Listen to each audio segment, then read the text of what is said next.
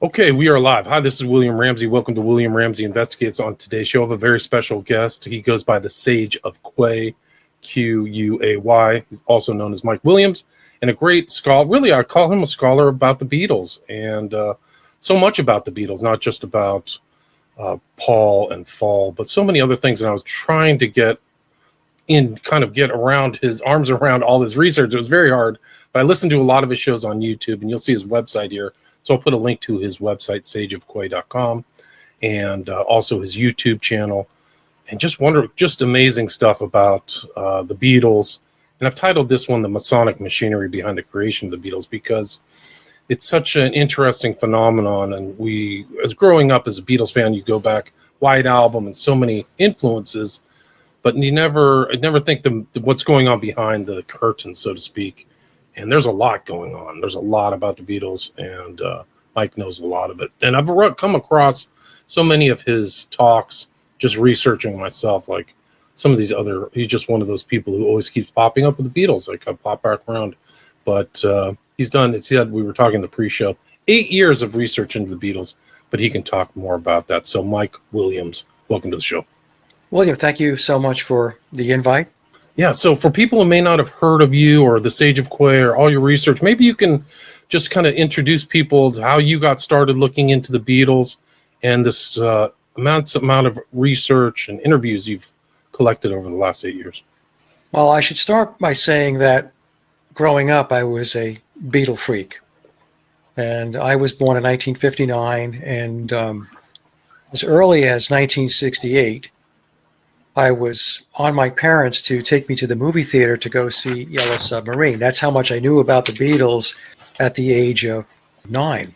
And my brother is just a little younger than I am, about 13, 14 months younger, and he was a little Beatle freak himself. So my father took the both of us to go see Yellow Submarine. I remember that not knowing as a kid, I didn't realize that it was an animation. So I was a little disappointed. Dad was in total pain the whole time because the Beatles were not his thing. But he was a real trooper. He sat there for 90 minutes. And it wasn't until the Beatles came out toward the end of Yellow Submarine that my brother and I really lit up. The Beatles were the reason why I picked up a guitar, why I started to write music, record music. I loved the Beatles. And then what happened was, if I just go back to high school, move forward in time a little bit, I knew about and heard of the Paul is Dead conspiracy, but I just thought, like many people, that it was nonsense and that it was nothing more than a clever marketing ploy by the Beatles to sell more records. And in fact, when the Paul is Dead rumor came out in 1969, record sales did tick up. So it did do that as well. But I didn't buy the whole Paul is Dead thing. I thought it was crazy, and Paul has always been Paul. And even in high school, what I did, even though I didn't believe the conspiracy, I was very intrigued by the clues. My high school was very progressive back in the day, and they allowed the students to bring in guest speakers. And so I brought in the brother of a friend of mine, Doug. Doug was about 5 years older than I was, and he knew everything about the Paul is Dead conspiracy, all of the clues on the album, the backmasking on the songs and all that. And so I brought Doug in to do the presentation, and I didn't think there was going to be a whole lot of people to show up in the classroom. By the time Doug got started, it was standing room only. So that's how much I was into the Beatles. And then what happened in 2016, I read a book titled The Memoirs of Billy Shears. And I stumbled upon the book as I was perusing in Amazon. I don't even remember what it is I was looking for, but the book popped up as a recommendation. And because I was familiar with the conspiracy and the book is about Paul is Dead, I took a look at the write-up and I thought to myself, well, okay, let's take a look at this. I knew nothing about the book. I knew nothing about the author/encoder, Tom Harriet.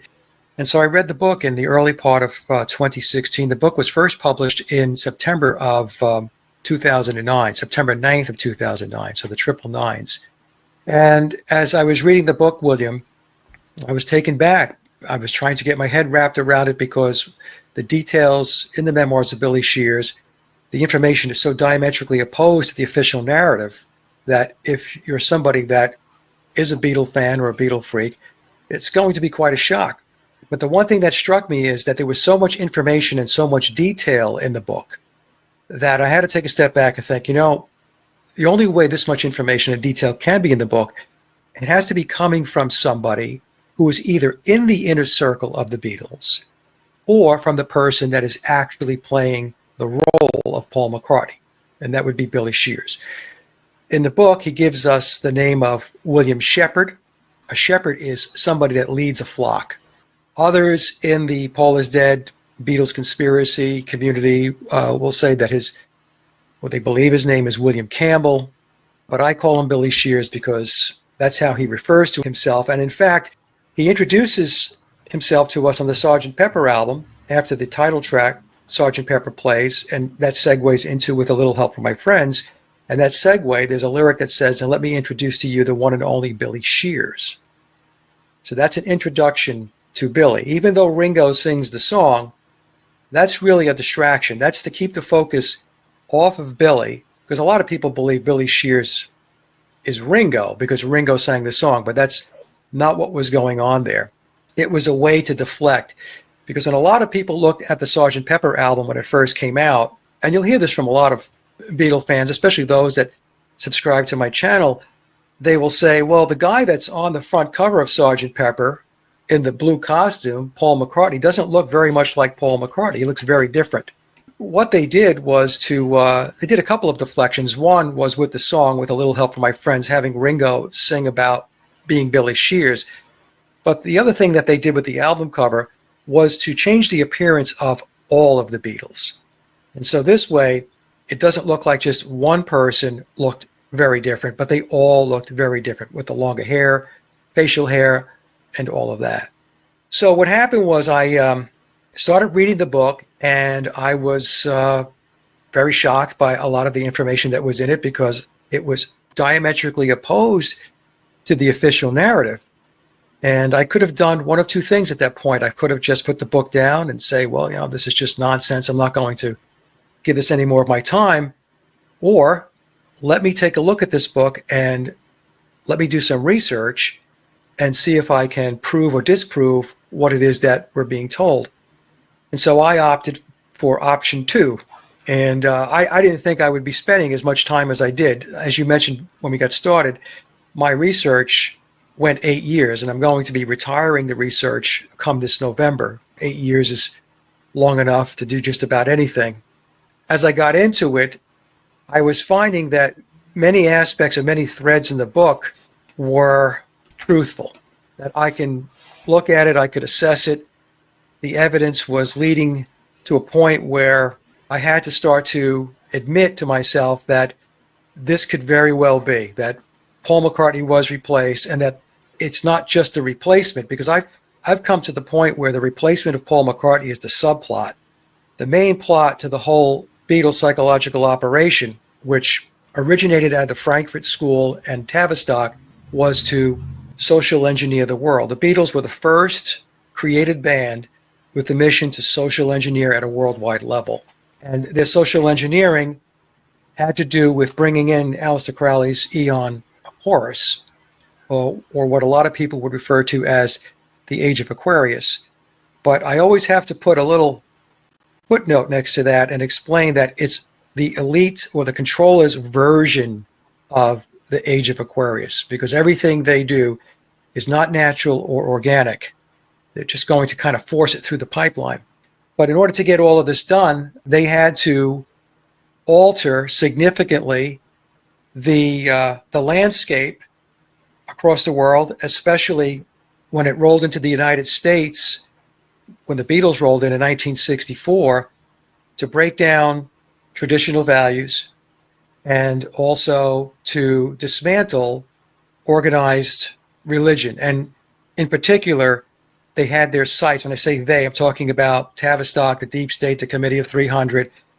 They had their sights on Christianity. They had to dismantle Christianity in order to move forward with their, quote, New Age, or Crowley's Aeon of Horus. So the Beatles were missioned to do that. They were tasked to do that. And when I was doing the research, like I said, there's one piece of it, the subplot is Paul was replaced. but you really have to go back in time, and this is what I did, to understand what went on before Paul McCartney was replaced. And I'm sure there's many people listening saying, well, Paul McCartney was replaced. Yes, Paul McCartney was replaced. I won't get too much into it in this show because we're limited for time, but I would suggest going to my channel, Mike Williams' Paul is Dead channel. I have a video there, a short one, which is the Beatles Conspiracy 101. It's a minute long, and I'm pointing you to some links to help you get started and to ramp up and to get on board with the conspiracy if this is something that interests you. And I stopped calling it the Paul is Dead conspiracy. I started calling it the McCartney conspiracy and the Beatles conspiracy. But what I did, what a lot of other researchers did not do, was to go back in time. A lot of researchers will focus on Billy replacing Paul in late 1966 and then moving forward. Understanding the replacement and doing those comparisons and doing that analysis is very important. There's no question about it. That's basically step one when you get into this conspiracy. But I said, there had to be a whole lot of stuff that went on before we ever got to that point.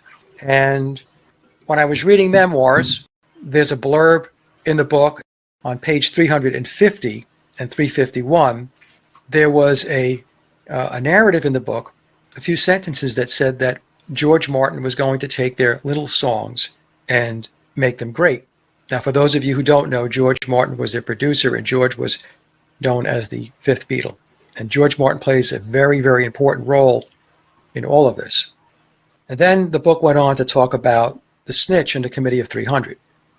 Wow. So the Committee of 300 is in the Memoirs of Billy Shears? It talks about it. So wow, this is the book here, the Committee of 300. The first book I read was the red cover. This is the blue-covered book. And aside from the narrative itself, it's loaded up with footnotes. And the footnotes are very, very revealing. Wow. And it's no mistake that this name is a 5 and a 6, right? So you've got Tyler Durden, you've got Harry Potter, which is a whole nother cultural creation in itself, and a whole nother show. And then Billy Shears. Like, these are not a mistake. 5, 6, 11, it all adds up. Yeah, and the book is 666 pages and 66 chapters. The other thing is there are many, many Beatles songs mentioned in the book, Beatle lyrics mentioned in the book. Billy's likeness is contained in the book.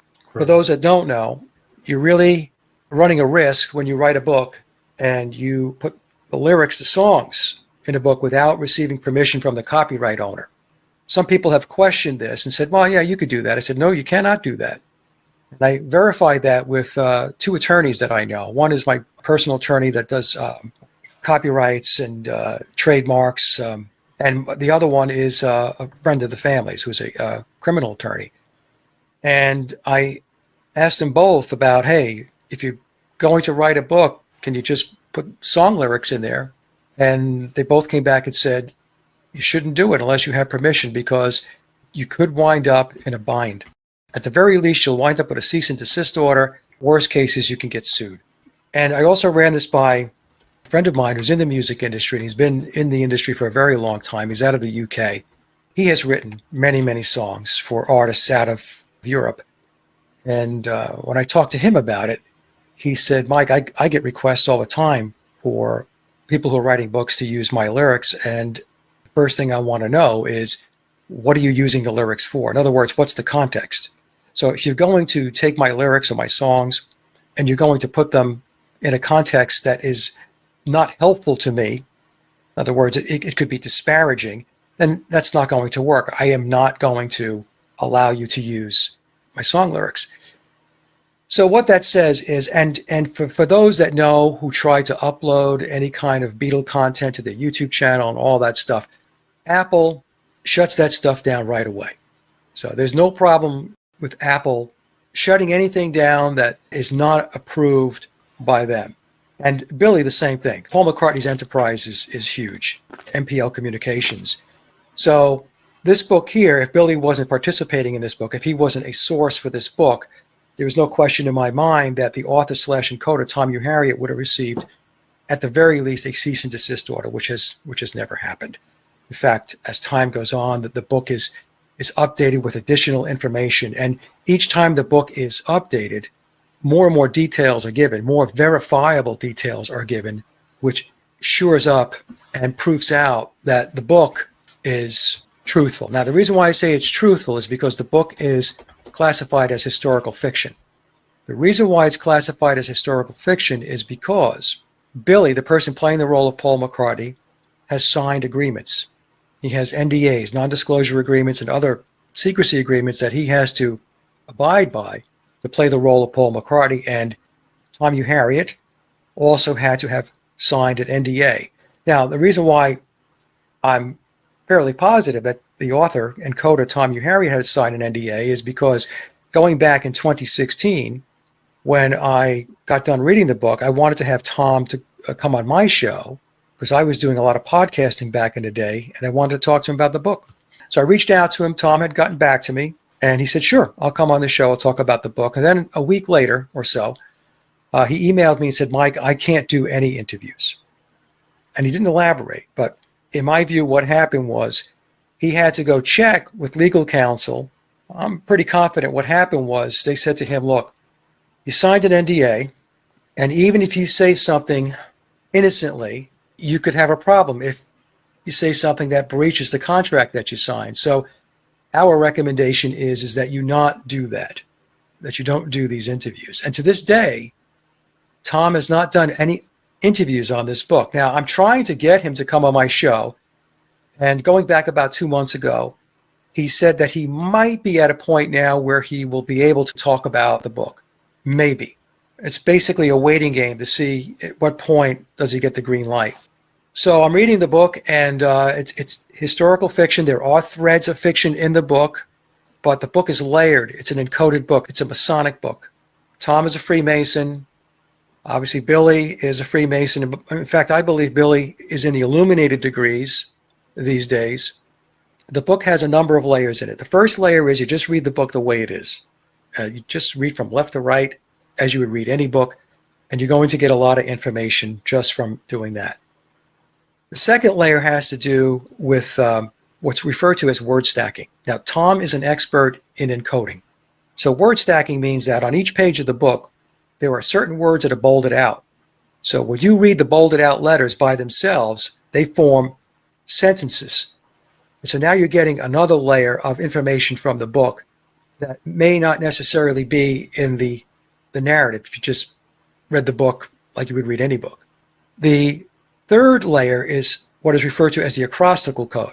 In the book, the first letter of every odd numbered sentence, when you start putting the letters together, it forms more words and more sentences. It's crazy stuff. It's crazy, crazy stuff. So that's the third layer. The fourth layer of the book, and these are layers that I have discovered, is that the book is actually inviting you to go outside the book and research it. If you included everything in the book that you wanted to know, it wouldn't be 666 pages. It would be 6,666 pages. So the book is actually inviting you to go outside to research. And that's exactly what happened to me when I read that passage on page 350 and 351, where it talked about George Martin making their little songs great, and then talking about the Committee of 300 and the Snitch. The Snitch was Dr. John Coleman. Wow. The fourth layer, if you want to call it a layer, I mentioned earlier, are the footnotes. The earlier versions of Memoirs, going back to 2009, did not have footnotes. So periodically I would communicate with Tom, because the way the book is written, some of it is written, it's a little coy. So you have to read it a couple of times and you're wondering, does the book mean this or does it mean that? Today, I have a professional friendship with Tom. It's been 8 years. It's not like we're best friends. We go out to have beers and all that stuff. Every once in a while, I will reach out to Tom and I'll have some questions about the book. And he's always been very honest and very straightforward with me. Clearly, there are some things he cannot talk about. And if that's the case, he'll say, I can't talk about that. But if there's other information where he can expand upon what's in the book, he will do that. So I just want to say that. So the footnotes have become more and more revealing over time, very specific, doesn't leave a lot for interpretation. They're just right there for you to read. And recently, another layer was added to the book, which is which is called the whisper messages. Now, the whisper messages are not on every page of the book, but it's on a good number of the pages in the book. These are typed out sentences in very light font, so very almost subliminal in a way. And when you read the whisper messages, it's now adding even more information. So the conclusion is, that what I concluded is that the reason why the book is written this way, obviously, like I mentioned before, it's a Masonic book encoded by a Freemason, Billy being a Freemason himself, and as I mentioned, in all likelihood, in the illuminated degrees. But it's like a big puzzle. And so it's, if you're intrepid enough and you go through the book, all the information that you're really looking for is there. Sometimes, actually a lot of times, it's not easy to see that it's there. It takes a lot of time, a lot of diligence to sit down and to do research and investigation outside the book and start to put the pieces together. So this is what I have done over 8 years, and not just myself. I've connected William into a handful of other researchers, very, very smart people who also have been looking into the book and researching it. And over the 8 years, we have done presentations together. We have done roundtables together to talk about what it is that we discovered in the book, what information that we have proof of or evidence of, and to try to pull it all together. Wow. So that's the background on the book. And didn't Billy Shears say that he studied under Crowley? Or yes. Something? So Yes, in the book, it tells us that he was subjected to ritual abuse. And his earliest memory of that was at the age of 3. He said that he was tutored by Crowley for 10 years. So Billy was born in 1937. We know this because in the Magical Mystery Tour film, it drops a hint that he's actually 5 years older than he actually looks. That was his way of saying, I'm 5 years older than biological Paul. Biological Paul, when I say biological Paul, we're talking about the original Paul McCartney. I do believe he passed away in late 1966. So Billy was born in 37, and Crowley died in 1947. Now, the book also has passages that would have the reader lean toward the possibility that Crowley could be his biological father. And that could have occurred through any number of ways. What I mean is basically sex magic, because Crowley, as you probably know, William, was heavily into sex magic. That's all he did. It's all he did. And then when he took over the OTO, he made it a requirement in order to get to the higher degrees within the OTO. It wouldn't be the only child that Crowley had. I mean, he had 5 known children. Right. It's the known. We can look that up. It's how many are out there that. Right. Well, I mean, they're not Barbara, documented in Wikipedia. Yeah. We can say Barbara might be the 6th, and maybe Billy Shears. Yes, that's right. So the book leans in that direction, or tries to, I guess, kind of push it in that direction. And I had one of the researchers, Stacy, came on my show, and she did a phenomenal job of breaking down clues within the book, and she made a very compelling argument that he is not the offspring of Aleister Crowley, but his bloodline goes back to the Douglas Hamiltons and the Percy bloodline. This would be blue bloods out of Scotland. And it's too involved to get into here, but I have a presentation that I did with Stacy, and she'll walk everybody through it. It's very, very compelling. She did an excellent job. Now, I can't say with 100% certainty that, nor can Stacy, that she's absolutely correct on this, but I will say that it's the best case of evidence that I have seen to align Billy with somebody with regard to his ancestry, like his mother and father. So, and it is important. J.K. Rowling says that she's just a simple, single mom, but she has part of the aristocracy of the UK. She keeps that real quiet. Interesting, Kay. She made up that letter just to make her name more interesting, the 11th letter of the alphabet. But the royal people in the U.S., they don't understand like the class system, and almost all of the aristocracy traces themselves back to the Battle of Hastings and William the Conqueror. They all go back there, and if you can trace that, you're like a blue blood. You truly are the highest levels of the aristocracy. So tracing yourself back to that, almost the entire aristocracy, landed aristocracy in England is traced back to William the Conqueror. And these bloodlines, many of them, if not all of them, are attached to the occult, to occultism, to the esoteric, to mysticism. And I actually have an interview that Billy did. I forgot who the person is that was interviewing him. But during that interview, Billy states that as a child, he was taught to write his name backwards. This would fit very nicely with Aleister Crowley's law of reversal. There's a lot of clues, a lot of hints all around Billy and the Beatles, which point back to all of this occultism, in particular to Crowley, to the cult of Pan, to the cult of Dionysus, because this is where the controllers are taking us. I like to just refer to it as the cult of Pan. And the Beatles would be the Pied Pipers of Crowley's Aeon of Horus. Now, if we take a look at the Sgt. Pepper album cover, they're actually communicating this out to us. So the word Pied, and the Pied Piper is a play on Pan mythology. So we have to understand that first. Pied means multicolored. And take a look at the Beatles. They're in multicolored outfits. And Pan played the pan flute, a wind instrument. And if you look at the cover of Sgt. Pepper, all of the Beatles are holding wind instruments. Interesting.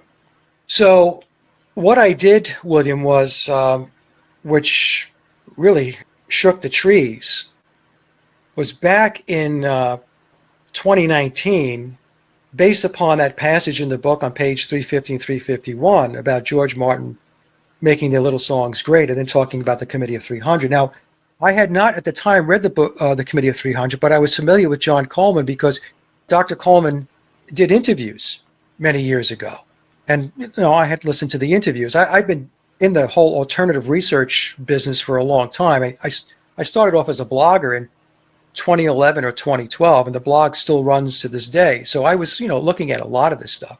So I said, okay, let me read the Committee of 300 now because the book is definitely leading me there. And what I did in this book, which is not about the Beatles, I should say that. It's about the deep state. It's about the Committee of 300. It talks about Tavistock. But in the book, Dr. Coleman states unequivocally that the Beatles were a creation of Tavistock. And this is mentioned maybe about 7 or 8 times in the book, depending upon the context in which he's discussing in a particular chapter. So then what happened was I said, well, I have to then, let's go take a look, a deep dive into the Frankfurt School and Tavistock. Because when you talk about Tavistock, you have to talk about the Frankfurt School. If you talk about the Frankfurt School, you got to talk about Tavistock because they're really connected at the hip. So what I've been showing folks, and I have nothing to do with these books, folks. I don't make any money on them. I'm just showing you what I read. Tavistock Institute by Daniel Estulin is a good book. It's a good primer to get started with. You have John Coleman's book on Tavistock, which is excellent. This is a very, very good book as well. So the Committee of 300, Coleman's book on Tavistock, Daniel Estulin's book on Tavistock. Another really good book is this one here, Secret Agent 666, by Richard Spence on Crowley and how Crowley was connected into British intelligence. And Crowley was in the elite system. A lot of people don't realize that. And we could talk about that a little bit because when we talk about the Aeon of... That's all he was. He was from the apex of the class system. Exactly. At the height of the British Empire, so... Yes, exactly. But a lot of people... He never worked a day in his life. Never had a real exactly. job.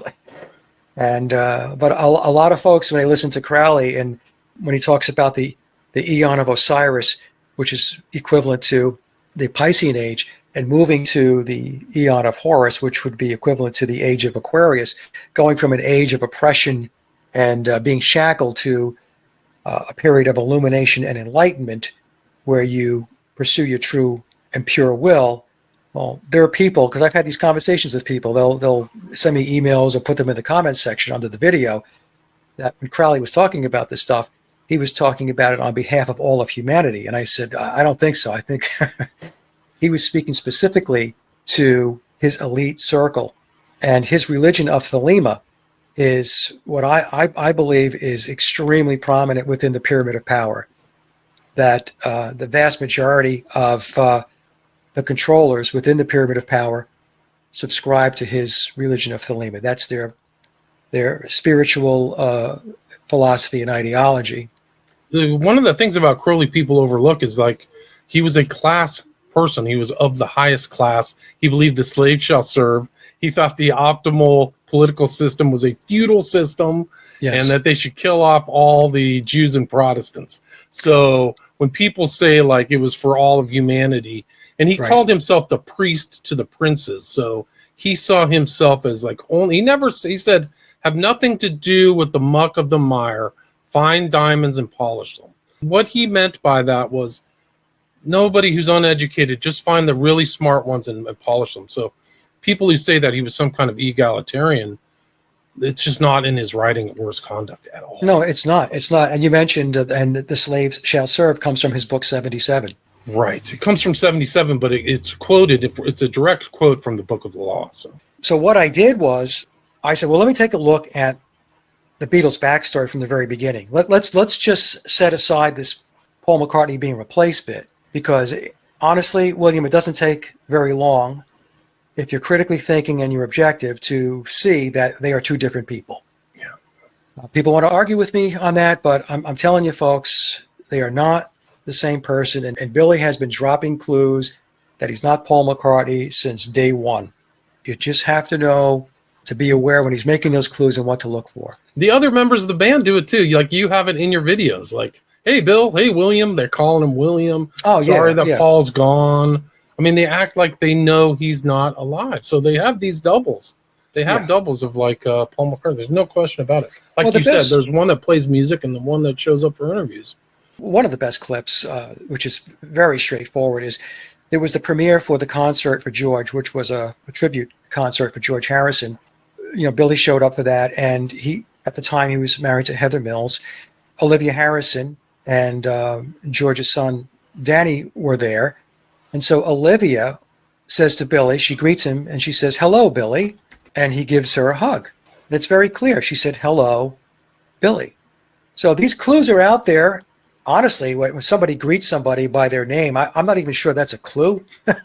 Right. It's just like, you just stay like casually. If I met you, I would say, hello, William. Yeah. It's not mysterious. That's your name. Or if you said, hello, Mike. So it's out there. And like I said, folks, I have 8 years of this under my belt, and there's over 300 videos. So if you're interested, take a look. I step you through a lot of facets of the conspiracy, and there are many. What I wanted to do was to go back, and I took a look at the Beatles timeline, William, between 1960 and 1963. And the reason why I did that was because that was the timeline that was leading up to the Beatles arriving in America. So they arrived in America on February 7th of 1964. February 7th, 1964 is a 9/11 encoded date. February is the second month. It was the seventh day. 2 plus 7 is 9. And then 1964. So in numerology, 9, you can treat it like 0, because anything times 9 reduces to 9, just like anything times 0 equals 0. So 1964, 1 plus 9 plus 6 plus 4, or 1 plus 0 plus 6 plus 4 is 11. So February 7th of 1964 is a 9/11 encoded date. And we see a lot of numerology, a lot of occult numbers around the Beatles.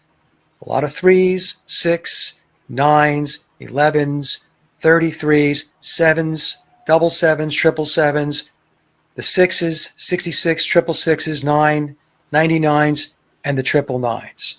All around the Beatles. They really, really loved the number 7, and that was embedded in their albums, especially their first 7 albums, and as well as the Sgt. Pepper album, and I can explain that in a little bit. Now, the number 7 refers to, it's the number of perfection and higher spiritual consciousness. And the Beatles, one of their jobs was to put forth this concept of evolving to higher spiritual levels of consciousness or enlightenment or illumination. And again, if I have some time, I can get into that. If I don't, I cover all of this on my YouTube channel.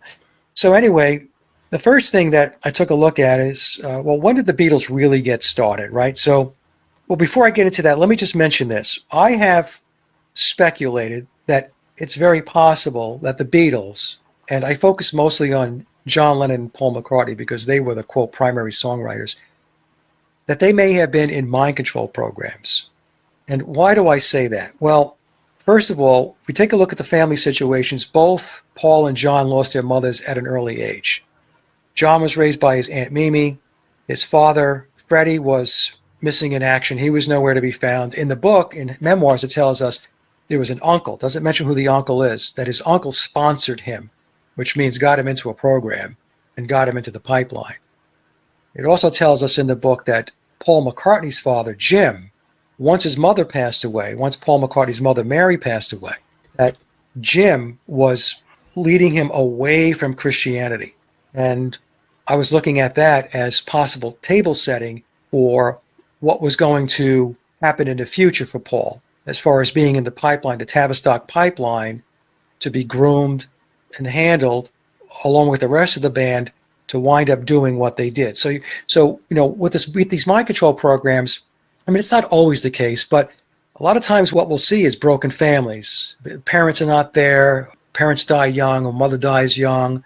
It's dysfunctional. There's not a cohesiveness to the family. And many times these types of situations, the kids are ripe for these types of programs to be brought into them. Now, that itself, somebody could argue and say, well, that's just speculation. And it is. I said it's speculation. But also what we have on the internet, if you look, you're going to see images of Paul McCartney and George Harrison with bird cages on their heads. And there's another image of John Lennon in a Superman shirt, and he has his head leaning up against the bird cage. Now, bird cage in Illuminati occult symbolism refers to mind control, a mind control slave. And I get the argument many times that, well, I don't think they knew what they were doing, or it doesn't matter whether they knew what they were doing. And in all likelihood, they were not aware of what was really going on, or to the extent of what was really going on. And when they were asked to do certain things, like put a bird cage on their head, they may not have understood what that meant. But what's going on there is the controllers are communicating out. There you go. There's the one with John Lennon with the Superman shirt, and then the bird cage. You have to remember, these guys are in their 20s when all this is happening. So early 20s. How sophisticated they are is real up for debate, I would say. Yeah. And the Superman shirt is a reference to the Übermensch. This is something that Nietzsche spoke about. It's the superhuman. And of course, this is what the controllers are all about. They're looking to create a superhuman. When we talk about transhumanism, Yuval Harari talking about and making declarations like they've achieved godlike status, and they're going to do that with their technology and all that stuff. This is what they're referring to. So all of this always goes back in time. Their table setting goes back decades. And then it's a very methodical, incremental march forward based upon social engineering, redefining values and ethics and morals and lifestyle, quite frankly. So people start to assimilate these changes, and it becomes part of their reality or culture. And what I've explained to my audience is what the controllers have done through Tavistock and the Frankfurt School is to deliver to us pop culture, popular culture.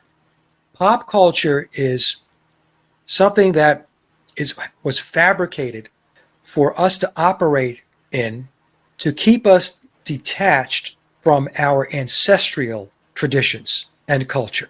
They have to eradicate that stuff. So if you're from Spain, you have a Spanish culture, German, a German culture, Italian, Mexican, a Mexican culture. And so what they want to do is to remove that. They don't want you to have these ancestral ties back to your culture. They want a homogenized hive mind state. And pop culture does that. And what is pop culture? Pop culture it's Netflix, it's hot dogs, hamburgers, beer, and ball games. That's pop culture. And they have their Pied Pipers out there. I talked about the Beatles being the Pied Pipers of the Eon of Horus.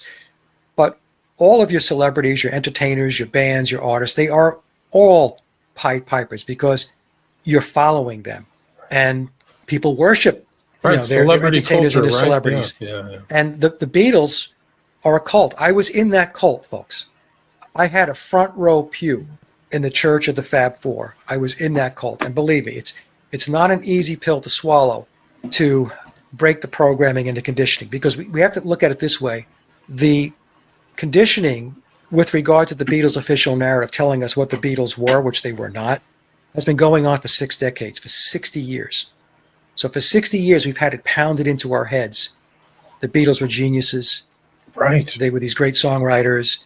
And anytime you ever watch a documentary or you read a piece on the Beatles, what do they always say? That the Beatles were a cultural phenomenon. They changed culture.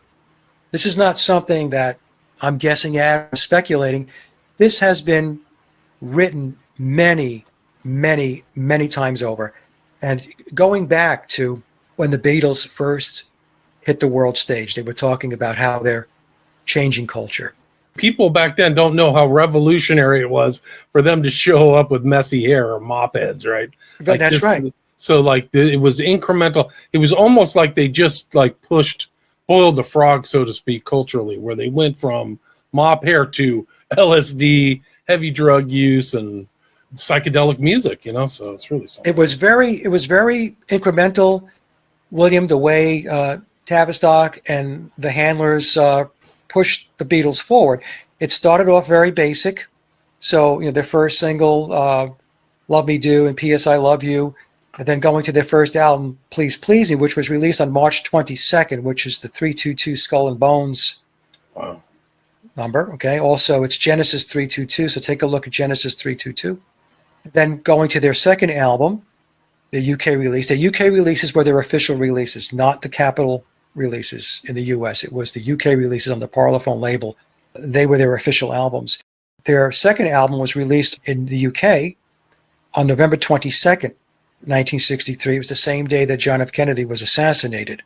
Now, interestingly enough, in the book it tells us that the British control system knew that Kennedy was going to be assassinated, and so they didn't release the album in the US on November 22nd of 1963. That wound up being Meet the Beatles. The UK version was With the Beatles. They released the album. They waited until January of 1964 to release the album. Did they do it because out of respect for what took place on March 22nd of 1963 here in the United States? No. They knew what was going to happen. They did it because they didn't want record sales to be damaged or be overshadowed by the assassination of John Kennedy. So the Beatles, they start, William, in Hamburg in mid-August of 1960. Now, when they show up in Hamburg in August of 1960, they are a very mediocre band, very limited musical talent.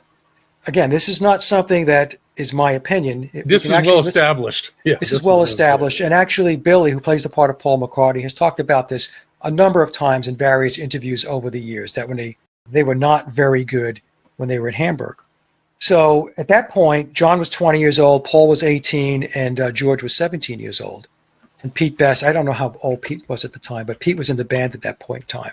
So the Beatles actually, they do their stints in Hamburg in 1960, starting in August, and then they head home back to Liverpool in December of 1960, completely dejected.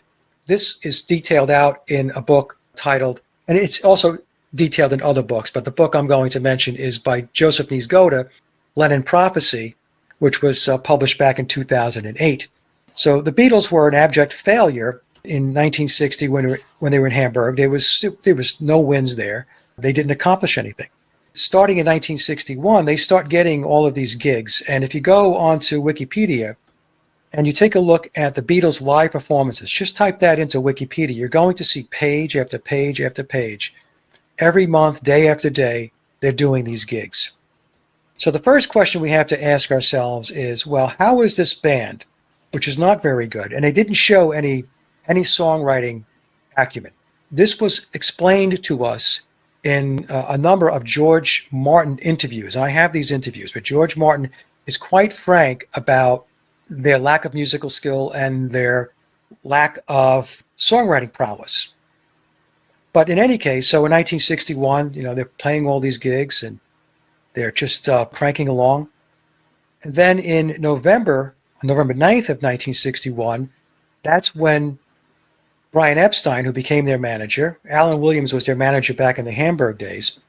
That's when Brian Epstein meets them at the Cavern Club, and the story goes he loved them and he wanted to sign them, he wanted to manage them and all that stuff. So let's just recap a little bit. August 1960 through December of 1960, zero, nothing. January of 1961 through when they meet Brian Epstein at the Cavern Club, still really nothing. They're doing a lot of gigs, but they're playing cover music. They were a bar and club band. That's what the Beatles were. They weren't playing original music. Fast forward from the time they met Brian Epstein in November of 1961 to January 1st of 1962. That's when they had their Decca audition. So now another question is, how does this band, this nondescript band that really nobody knows anything about, other than the fact that they're playing these bars and clubs and with stints over in Hamburg, how did they manage to get time with Decca to do a demo? 15 songs. That's what we're told they did on January 1st of 1962. So they had 12 cover songs and then 3, quote, originals. So those originals were Like Dreamers Do, Hello Little Girl, and Love of the Love. Now, none of those original songs that they allegedly wrote ever made their way onto any of the Beatles' albums when they were together as a band. Those songs made their way onto the anthology album. I think at least 2 of them did. But those 3 that were played on January 1st of 1962 for Decca, not on any of their albums that were released when they were together. Decca turns the Beatles down. Nope, we're not interested. Then Brian Epstein takes the tapes over to George Martin, and I believe that was in February of 1962. George Martin says to Brian Epstein, I'm not going to sign him either. Based upon what you're showing me, I'm not interested. Then something happens. The Beatles wind up signing a contract with EMI in June of 1962. So the question becomes, what the heck happened between February of 1962 when George Martin turned him down and June of 1962 when he signs a contract to bring them on board to the EMI Parlophone label? That's a good question. In the book, it says that George Martin had received a phone call from a higher up and said to George, you're going to take them on. You're going to sign them. Now, who that phone call came from, I don't know. At the time, George Martin was working for a guy by the name of Len Wood. And Len Wood reported up to the chairman of EMI at the time, which was Sir Joseph Lockwood. So that phone call either came from Len Wood or Joseph Lockwood. And if it came from Len Wood got it from Joseph Lockwood. That would be my guess. So it's quite possible at the time when George Martin turned him down that he was not yet brought into the loop as to what the plan was for the Beatles. So he turned him down. They weren't a good band, and he wasn't going to spend any time with them. But then he got the phone call. So what happened between February and when George Martin said, I'm not going to sign him, and then in June when he did sign them, is the Beatles started performing for the BBC in March of 1962. So here's another question. How did this band, this bar and club band that was playing cover tunes, how did they land a gig with the BBC in March of 62? And that ran through 1965. So the BBC sessions ran through 1965. So let's just think about this for a moment. Turned down by Decca, turned down by George Martin, and then BBC says, yeah, come on to the BBC and we'll do the live at the BBC shows. And then 3 months later, they're signed by EMI. Now, when George Martin had the Beatles, he said that they had nothing behind them, that the best song he could find from them at the time was Love Me Do, and which he knew was not the big hit that they were looking for. And none of them stood out. Those are George Martin's words. And in another interview, he had said that it was not apparent at the time that they were songwriters, and goes on to say that their songs were awful. There was also an interview done by their engineer at the time, Norman Smith. Norman Smith was their engineer working with George Martin from their first album, Please Please Me, in 1963 through Rubber Soul. And then Jeff Emmerich took the reins as the engineer, starting with Revolver. In a magazine article from New Music Express, Norman Smith explains that they failed in the studio, that they had a lot of difficulty getting Love Me Do down, and he was not impressed with them at all. So there's a lot of these types of stories that are there from people like George Martin, from Norman Smith. So I decided, instead of ignoring them, I thought, why are they saying this? These are interesting things to say when the official narrative tells us the Beatles were brilliant. Okay, so, and when people do hear this, they'll say, well, that's because George Martin nurtured them and he brought them along. You're going to see, as I take you through this, that that's not the case at all. There was a Beatles documentary that goes back to the 1980s. It's titled The Complete Beatles. It was considered the Beatles documentary at the time until Anthology was released in the 1990s. And in that documentary, it tells us that Paul McCartney and John Lennon, either individually or together, wrote 100 songs between 1956 and 1962. They wrote 100 songs. That's what it tells us in the documentary. If that's the case, then how come there were only 3 songs for the Decca audition? And why did George Martin say that the only song that he can get out of them was Love Me Do, if they even wrote that song? Right. Where did the 100 songs go?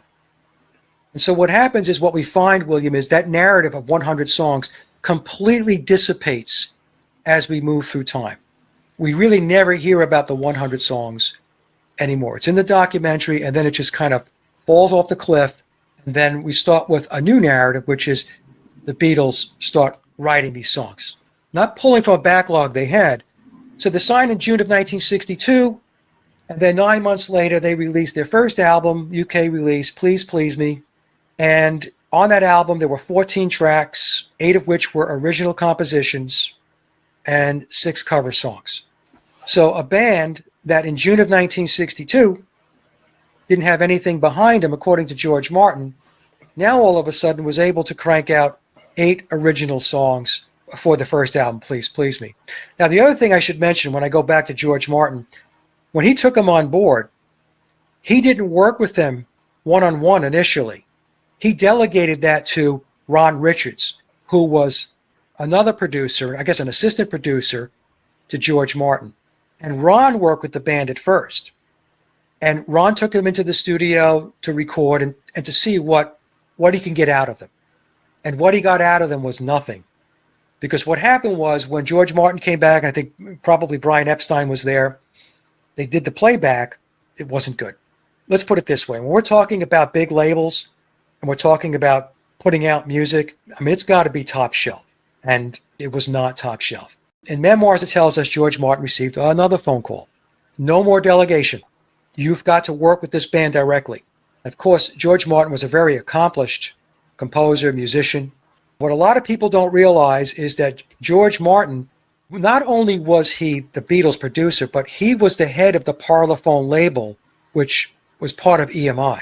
He was given the Parlophone label to run when he was 29 years old. It would seem to me that they had big things in store for George. So now George Martin is working with the Beatles directly. So where did the 8 songs come from? Their second release came out, as I mentioned before, in November 22nd of 1963. That's 8 months after their first album, Please Please Me, was released. And there's another 8 original songs and 6 covers. So who's turning out these songs? This is a band that didn't have any songs.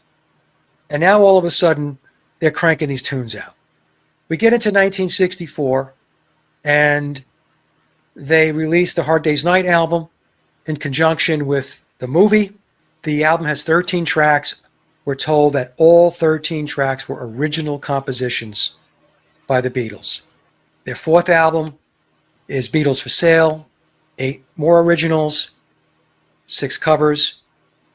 In 1965, in the beginning of the year, they released the Help album, 12 original songs. Out of the 14, there were 2 covers on the Help album, along with 12 original tracks. And I'll get to Rubber Soul in a moment, and I'll explain how it is that, to me, is proof that the Beatles did not write all their own music, or did they play on all of their recorded tracks. And the other thing we have to really put into context here is, starting in 1963, going through 64, 1965, and it lightened up a bit on the second half of 65 going into 66. But when we talk about 63 1964 and 65. 64 and 65, we're talking about the height of Beatlemania. The Beatles are doing world tours. They're doing press conferences. They did 2 movies. In 64, they did A Hard Day's Night. In 65, they did Help. And by the way, the filming of A Hard Day's Night was sandwiched in between the recording dates of the recording of the album A Hard Day's Night.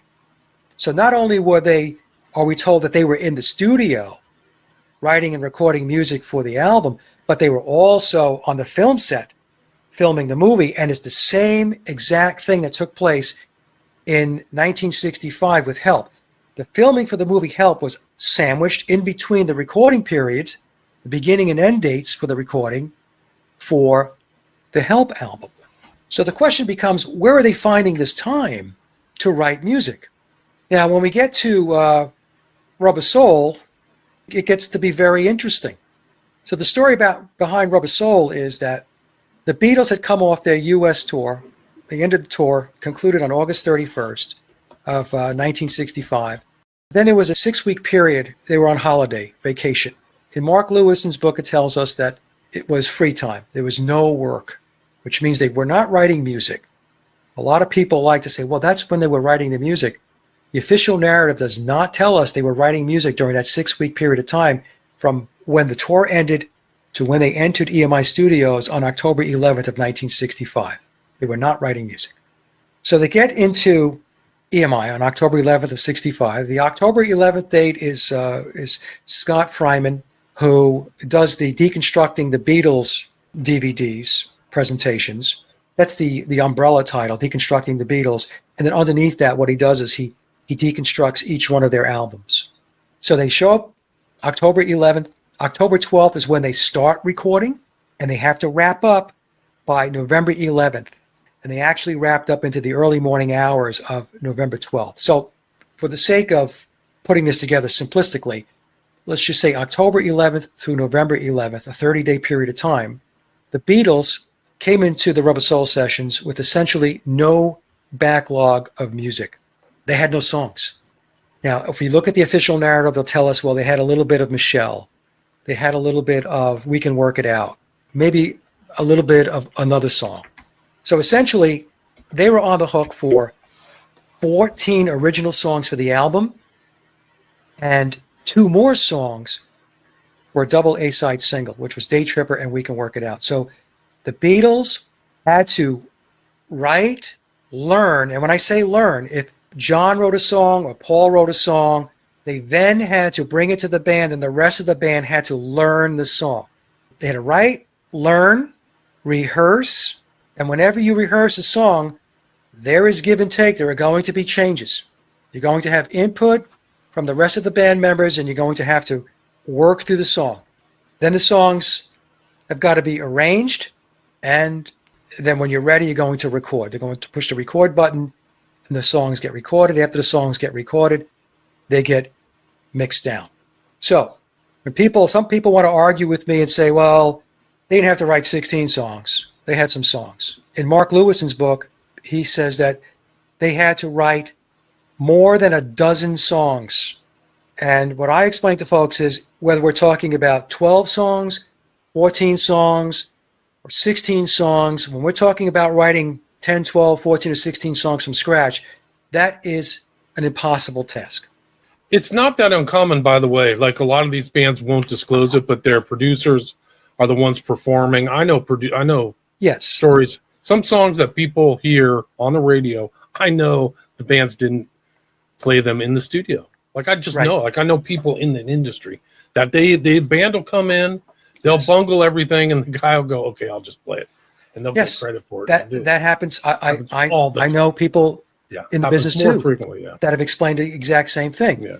The guitar track will be laid down by the person in the band. They play it back. Like, that does not work. The drummer's hung over or something. It's like, we got to get this done. I'll do it. It's either the producer does it themselves, or they bring in a ringer. They bring in a studio guy, and they say, here, this is what we need you to fix. So let's delete that track. And just don't talk about it. They don't talk about it. Right. Now, here's the thing that we have to understand. So with the Beatles' schedule, a very hectic schedule, all of their concerts worldwide, we're talking about Japan, we're talking about Australia, we're talking about the U.S., they're everywhere. press conferences, 2 movies. They still found time, we're told, to write the music for the first 5 albums before we get to Rubber Soul. Then something really weird happened after the Help album in the early part of 1965. Apparently, everybody fell asleep at the switch. Everybody nodded off because the Beatles were on the hook. They were on the hook for 2 albums a year. So you had 2 albums in 63, 2 albums in 64. They were on the hook for 2 albums in 1965. The first one was Help. The second one would be Rubber Soul. And they were on the hook for 2 albums in 1966, which was Revolver. And because Paul McCartney was no longer with them, they wound up putting out a greatest hits album as the Christmas album in 1966 titled A Collection of Oldies. And we could talk about that maybe a little bit as to why a greatest hits album called A Collection of Oldies. Why are they oldies? The oldest song on the record is from 1963. It's only 3 years prior. So the question becomes, why were the Beatles, why did they have no music? Why did they come into the Rubber Soul sessions with essentially nothing? Are we to believe that Brian Epstein wasn't calling up Paul McCartney, John Lennon, and saying, hey guys, we've got studio time booked in October, and looks like we're going to need 16 songs. How are you guys coming along? Apparently that conversation never happened. And also, you would think that George Martin would also be asking that question and making a phone call to either Brian Epstein or the band members themselves, primarily John Lennon and Paul McCartney. How are we coming along, lads, with the music? Because the album's got to have 14 tracks, and we're also going to release a single with 2 additional songs. So 16 songs. Let me know how it's coming along. Apparently, that conversation, that dialogue, never took place. So they come into the studio and going to write from scratch now. Now, let me just explain a couple of things here. There were 2 interviews in 1966, about a year later, where Paul McCartney really let the cat out of the bag. He dropped some bombshells.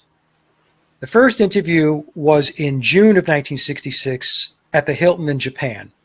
He was asked a question by the press about their songwriting and their musicianship, and Paul said that we never said we were very good musicians. We're adequate. And then there was an interview with the BBC on August 5th of 1966. That's the same day that Revolver, their 7th album, that's the album after Rubber Soul, was released. And in that interview, Paul said that we're limited as a group.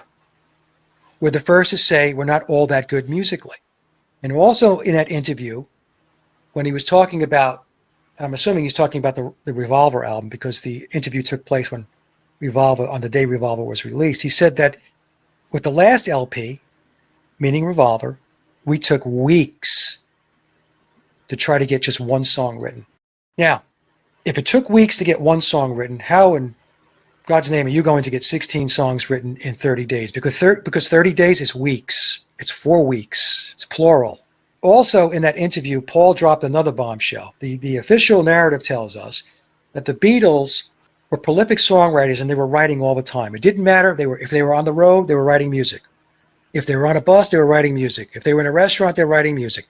When they were on film sets, they were writing music. They were writing music all the time. They were writing music when they had holiday. They were a perpetual songwriting machine. That's the official narrative. Most people will recognize, at least to some level, that's what we're told about the Beatles.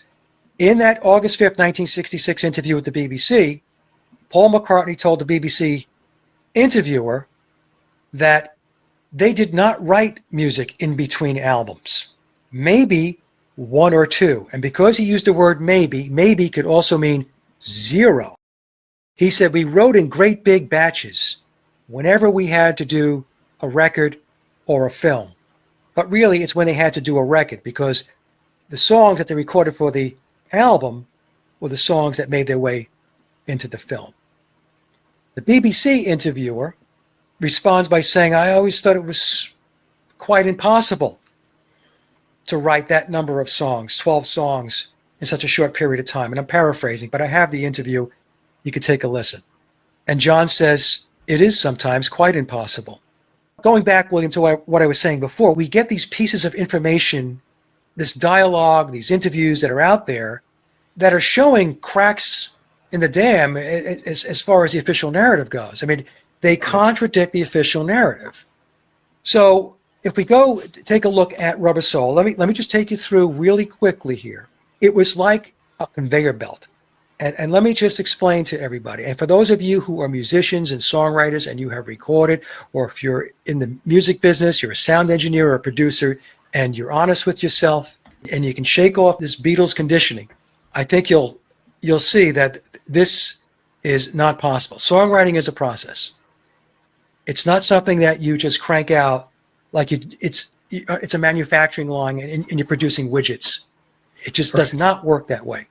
So we're told the Beatles arrived at the EMI studios on October 11th of 1965. The very next day, October 12th, they complete Run for Your Life. On October 13th, the second day in, they nail Drive My Car. On October 16th, 5 days in, Day Tripper is in the bag. On the 18th of October, 7 days in, If I Needed Someone is knocked out. On October 21st, 10 days in, Norwegian Wood is completed. On October 22nd, 2 songs are done, In My Life and Nowhere Man. On October 29th, 18 days in, We Can Work It Out is completed. And then we get into November, and it's the same thing. Michelle, November 4th, What Goes On. November 8th, Think for Yourself. November 10th, The Word is completed. On November 11th, the very last day of recording, they finish up 4 songs in one long session on November 11th. 2 of those songs, You Won't See Me and Girl, didn't exist before November 11th. So they had to be written from scratch, learned, rehearsed, arranged on that day, and then recorded. Wait, we're told, was brought in from the help sessions. Okay, but they still had to do some overdubs and the vocals on that. So they didn't have to technically write that song, but there still had to be work done to the song to complete it for the album. And then the other song, the 4th song, was I'm Looking Through You. We're also told that it took no more than 5 takes to nail down the basic rhythm tracks for any of those songs.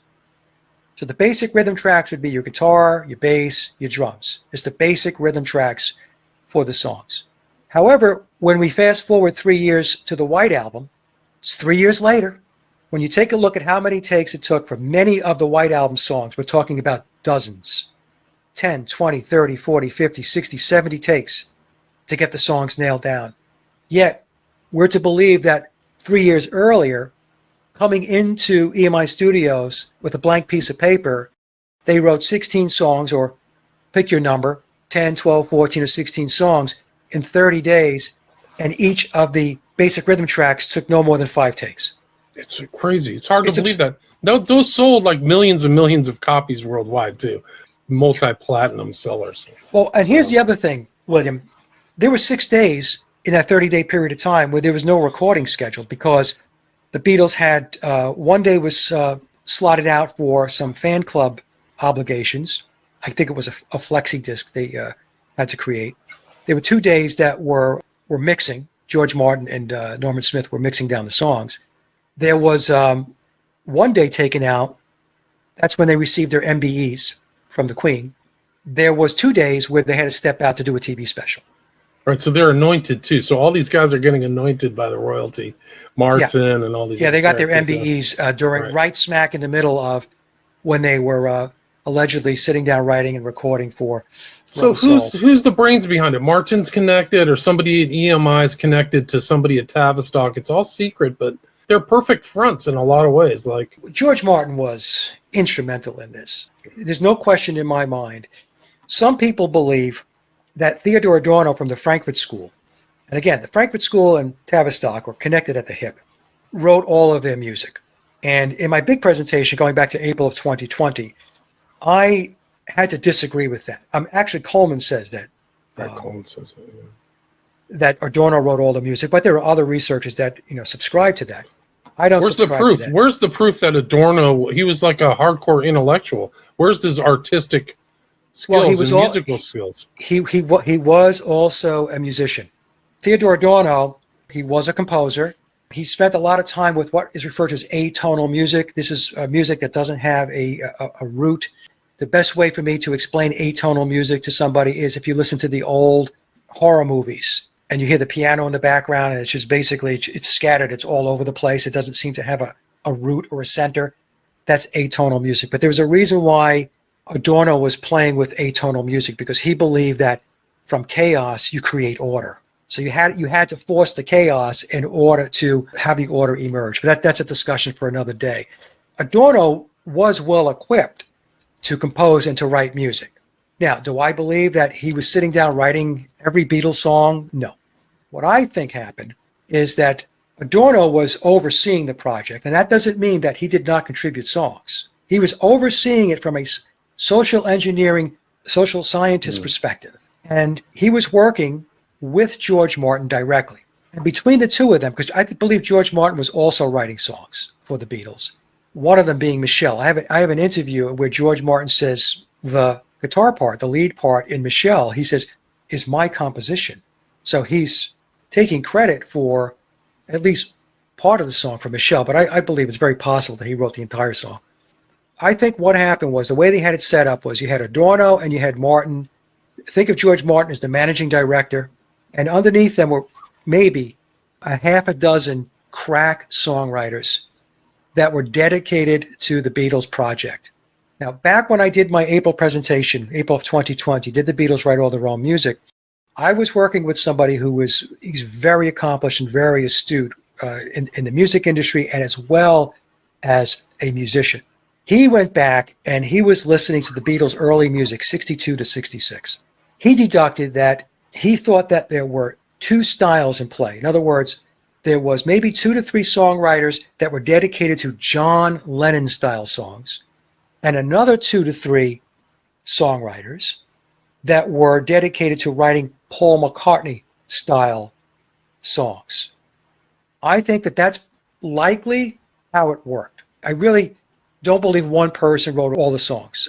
You have to have a pipeline of stuff coming in so that you can assess it and decide which songs are the songs that you're going to go with. Right, makes sense, yeah. So what happened with Rubber Soul, there's 2 problems with Rubber Soul. The first problem is writing 12, 14, 16 songs in 30 days. It's just not possible.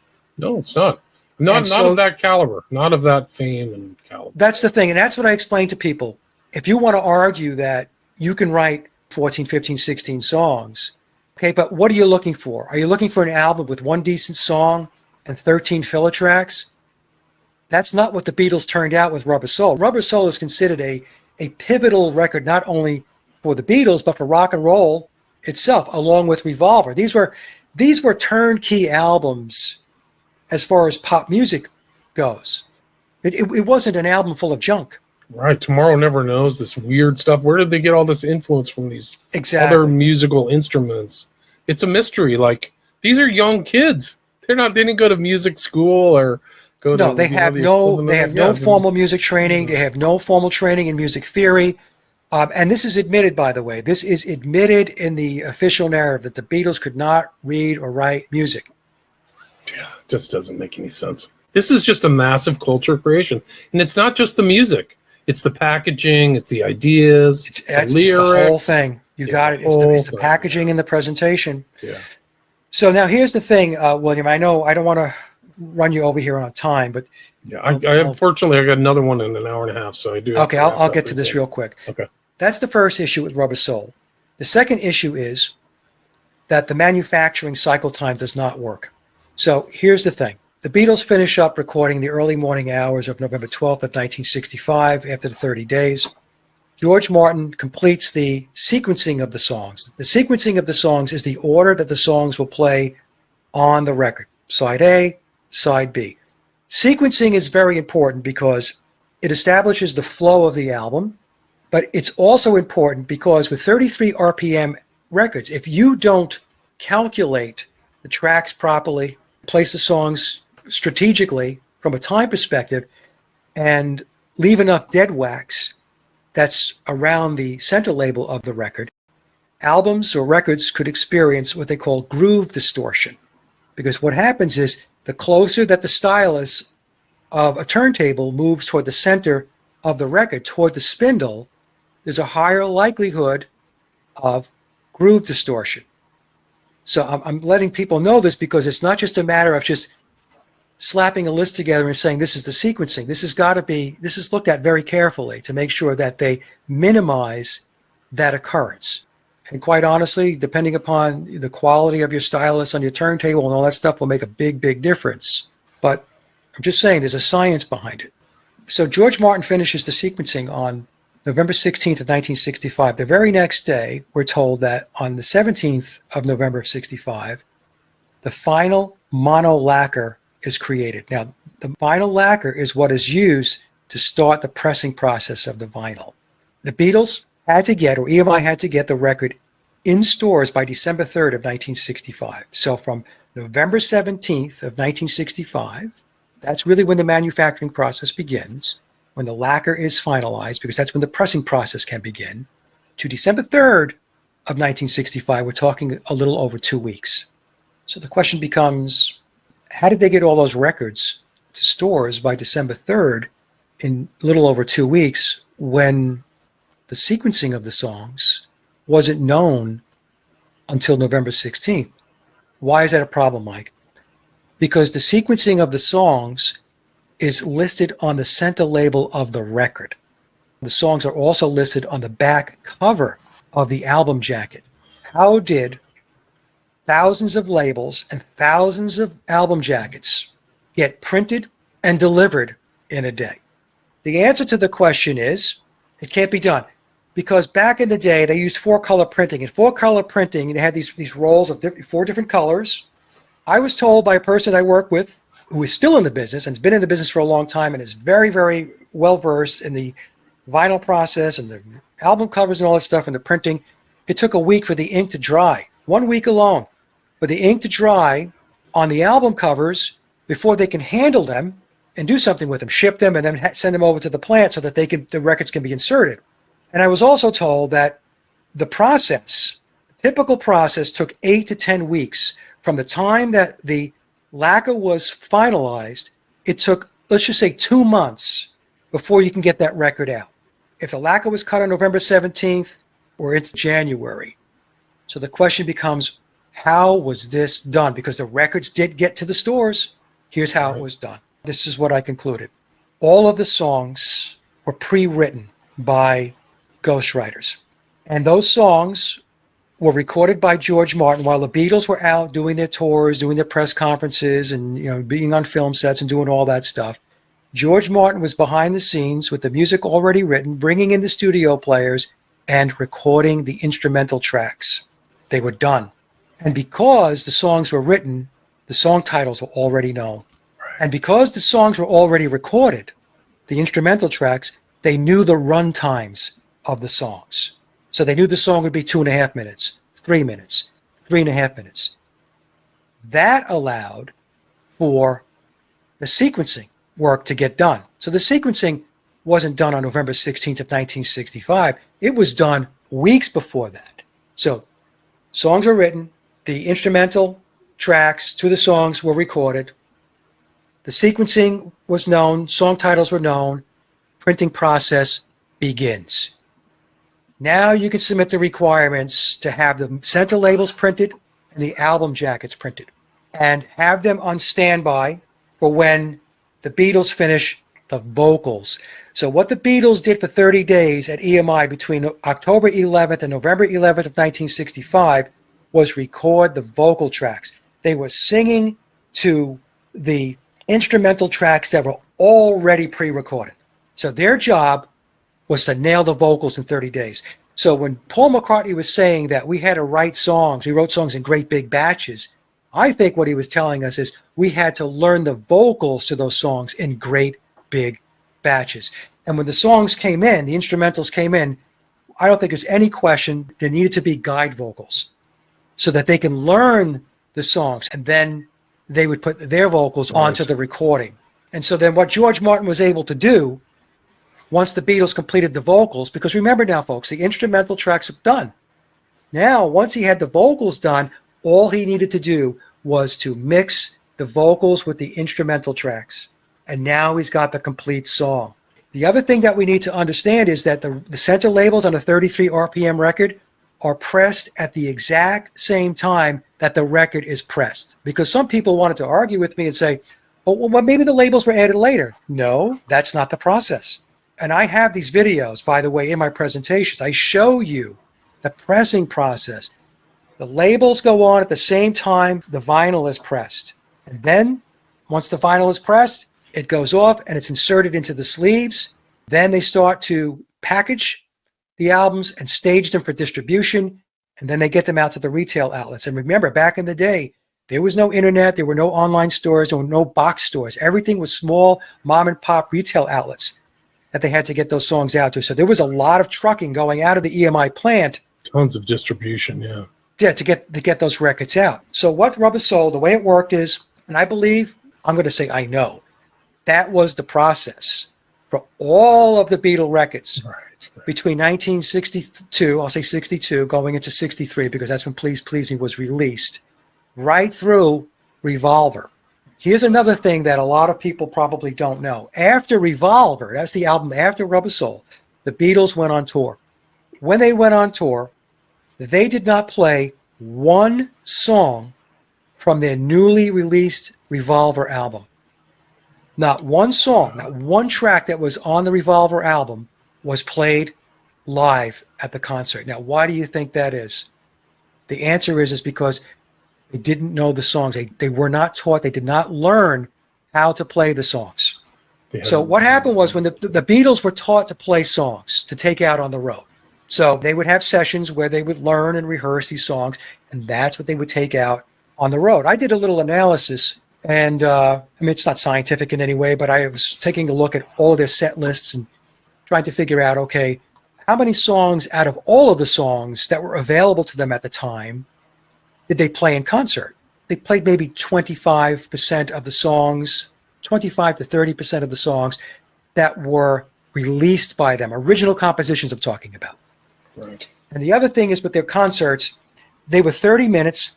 In most cases, the set list consisted of 11 songs, typically 9, quote, original compositions and 2 covers. Not very long songs either. You know, these are not like 5 2.5, minutes, 3 minute songs. Yeah, 2.5. That's what I got into. And, of course, you know, when I released my presentation in April of 2020, it caused a big ruckus. Dispelling an illusion that these guys are some of the greatest artists of all time. Well, I will say this to make Beatle fans feel a little better. John Lennon and George Harrison wrote more of their own material going forward from 67 into 1970, the Billy period, and they played on more of the recorded tracks. But the Beatles were still using ghostwriters and session players even during that period in order to fill out the music. Wow, incredible. I have a clip of Glenn Campbell. Glenn was with the Wrecking Crew, a guitar virtuoso. He was guest hosting on the Smothers Brothers Comedy Hour going back to July of 1968, and he was introducing the band Cream, Eric Clapton, Jack Bruce, and Ginger Baker. And when he introduced them, he was explaining that they were top shelf session players. They were the cream of the crop. And he said that they played on Beatle records, Stones records. So Glenn let the cat out of the bag. Another person that has been talking about playing on Beatle records since the late 1970s is the legendary drummer, studio drummer, who drummed for Aretha Franklin for 25 years, Bernard Purdie. So Bernard came out and said that he drummed on 21 Beatle tracks from the early albums. And Bernard has never pulled back from that statement. Wow. He also said these are just the ones who kind of came out. This is just the ones who've disclosed. Ones that came out. And I was contacted by a person that I had been communicating with for a while before I released my big presentation back in April of 2020. They wrote me an email and they said, well, Mike, now the cat is out of the bag. Let me just tell you that Ronnie Verrill, the great session player, drummer out of the UK, also drummed on Beatle records. Another Paul is Dead researcher did some work for a professional drummer, studio drummer out of the UK, and they had a discussion. He told my friend, my acquaintance, that another Beatle drummer was Alan White, who played for Yes.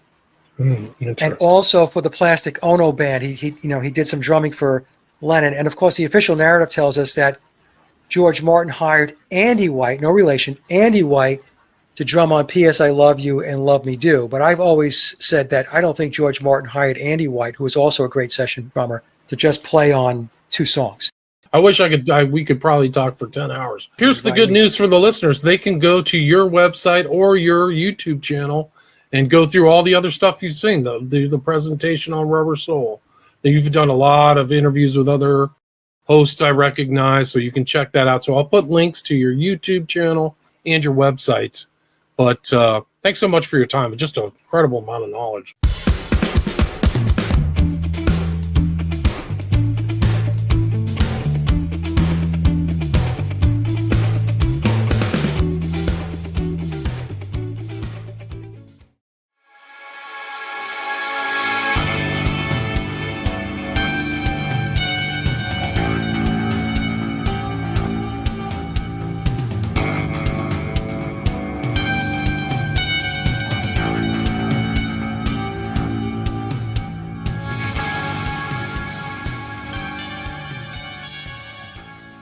Are we going to do a little bit of a roundup of some of your stuff? You've spent many years on this topic.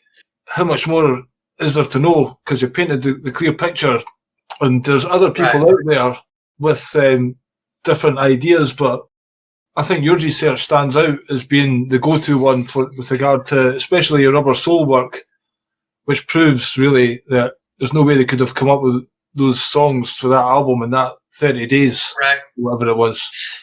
I did it for 8 years, and I covered all the ground that I believed that I needed to cover, and it came full circle.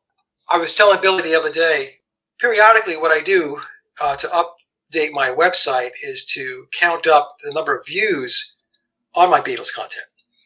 And previously, I only used to count the views on my 2 YouTube channels. So there's The Sage of Quay, which is my main channel, and then there's my Beatles channel, Mike Williams' Paul is Dead. And I would count the views up between those 2 channels. The views were 5 million between my 2 YouTube channels, with my Paul is Dead channel making up 3.6 million of the 5. Assuming these views are correct as well, because we know numbers get hidden. YouTube suppresses my views. I've known that for a long time. I've caught them a number of times pulling views out, but it just is what it is. So I'm just going to go with whatever numbers are there. But you're right. I mean, they do suppress. But what has really worked for me over the last year and a half or so is Rumble. There is no suppression of the views. What I noticed is when I put my Beatle content up on Rumble, it takes off. So I'm getting 10, 20, 30, 40, 50,000 views per video. Whereas if I go back to YouTube, it'll say 5 to 10, maybe 12,000 views. Well, that same interview or that same presentation did 30 or 40,000 views on Rumble. The reason why I'm telling you this is because I added my Rumble views as well. So the new number, the number of total views and listens to my content since inception, since September of 2016 through November of 2024, last month, 6.5 million. Have you not done BitChute and Odyssey as well? I do BitChute and Odyssey, but the numbers there, they're decent numbers there. But I can't count everything because I have to actually do it manually. So I take the big hitter platforms and I'll add those numbers up. Plus, it gives me buffer, Billy, because there's always going to be some nitwit that's going to say, I don't believe that your number is really 6.5 million. And like, well, I'm just counting 3 platforms. If you want to tack on Odyssey, BitChute, and Brighteon, you can go knock yourself out and make the number bigger if you'd like.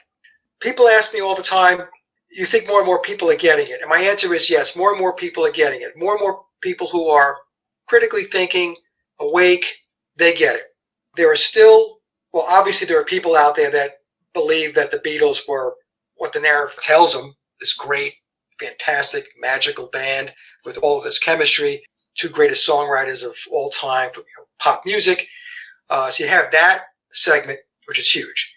And then you've got, within the Paul is Dead community, you have these other researchers that they like to focus on Paul being replaced. Not that that's not important, because Paul was replaced back in 1966, but they don't want to go back in time and they don't want to take a look at the true creation story of the Beatles. They don't want to talk about that because they want to believe the Cinderella story. They want to believe that the Beatles were this organic, natural group, these four guys from Liverpool, connected in with Brian Epstein, and then Brian got them a contract with EMI under the tutelage of George Martin, and then they went on to unparalleled fame and fortune. They want to believe that that entire process is organic and real. If you think that way, then you really don't understand, as Jordan Maxwell used to say, how the world really works. And we just went through those charts and showed the corporate span of control and the pyramid of power. To think that the Beatles did what they did organically, at least up to a certain point, because some of them will say, oh, well, the deep state got involved when Billy got involved. Before that, the deep state was sound asleep at the switch. They allowed this band to climb to tremendous heights, and then they decided to do something with them. They just got an Ed Sullivan show to an audience of all of America. Exactly. They just happened to wind up on the Ed Sullivan show and have all of the media attention that they got, which was really unparalleled at the time. That was a natural occurrence. It's not a natural occurrence, but the thing is, the researchers that continue to focus on that, and they want to say that Mike's wrong. The Beatles wrote their music. Justice for Paul McCartney. He was a brilliant songwriter. John was a brilliant songwriter. George would chime in once in a while. They want to believe that stuff. Look, it's a fairy tale, or plain and simple. Believing that story is no different than me telling you that a 300-pound guy in a red suit and a white beard can slip down a chimney with a bag of Christmas gifts. It's the same thing. It's not how the world works. And to continue to believe that and then say, well, you're a Beatles researcher, you're missing a big piece of what it is that you should be looking at. I mean, you're only playing half the football field. So in the United States, for those who don't know, American football is 100 yards. Many of them started at the 50-yard line and went right, but they didn't take a look at the 50-yard line going back left to the very beginning. You know, in fact, Billy, if you want to throw up one of the slides, it's the one. It's a 1960 to 1963 timeline. Is it that one? That's it. So to try to drive the point home, based upon what I was just talking about, here's the Beatles timeline from 1960 through 1963. So the Beatles go to Hamburg in August of 1960, and they're not very good at all. And it's not just me saying this. This is well documented. The Beatles themselves have talked about this. When they got to Hamburg, they were not very good musicians, marginal at best, and they showed no songwriting skills, none. And so in August of 1960, John is 20, Paul is 18, George is 17, and at that time, Pete Best is their drummer. So they are young, inexperienced, and they are rough around the edges. They are a bar and club band. And in fact, in the Beatles documentary, The Complete Beatles, their manager, Alan Williams, who was their manager at the time, tells a story where he was trying to get them into clubs in Hamburg, and he was told, don't bring that bum group, the Beatles, to Hamburg. They spent August through December of 1961 in Hamburg, and it's a flop. It's a failure. In Joseph Niesgoda's book, Lennon Prophecy, he explains that both Paul and John come back home dejected because absolutely nothing materialized. But then something very interesting takes place. Starting in 1961, they start to book all of these club dates, and they're performing just about every day. I mean, they have maybe a day off here or there, but it's very consistent. They keep going along, booking all of these performances, these live gigs in these bars and these clubs, both, locally within Liverpool and outside of Liverpool. So the first question we have to ask ourselves is, who's doing all this booking?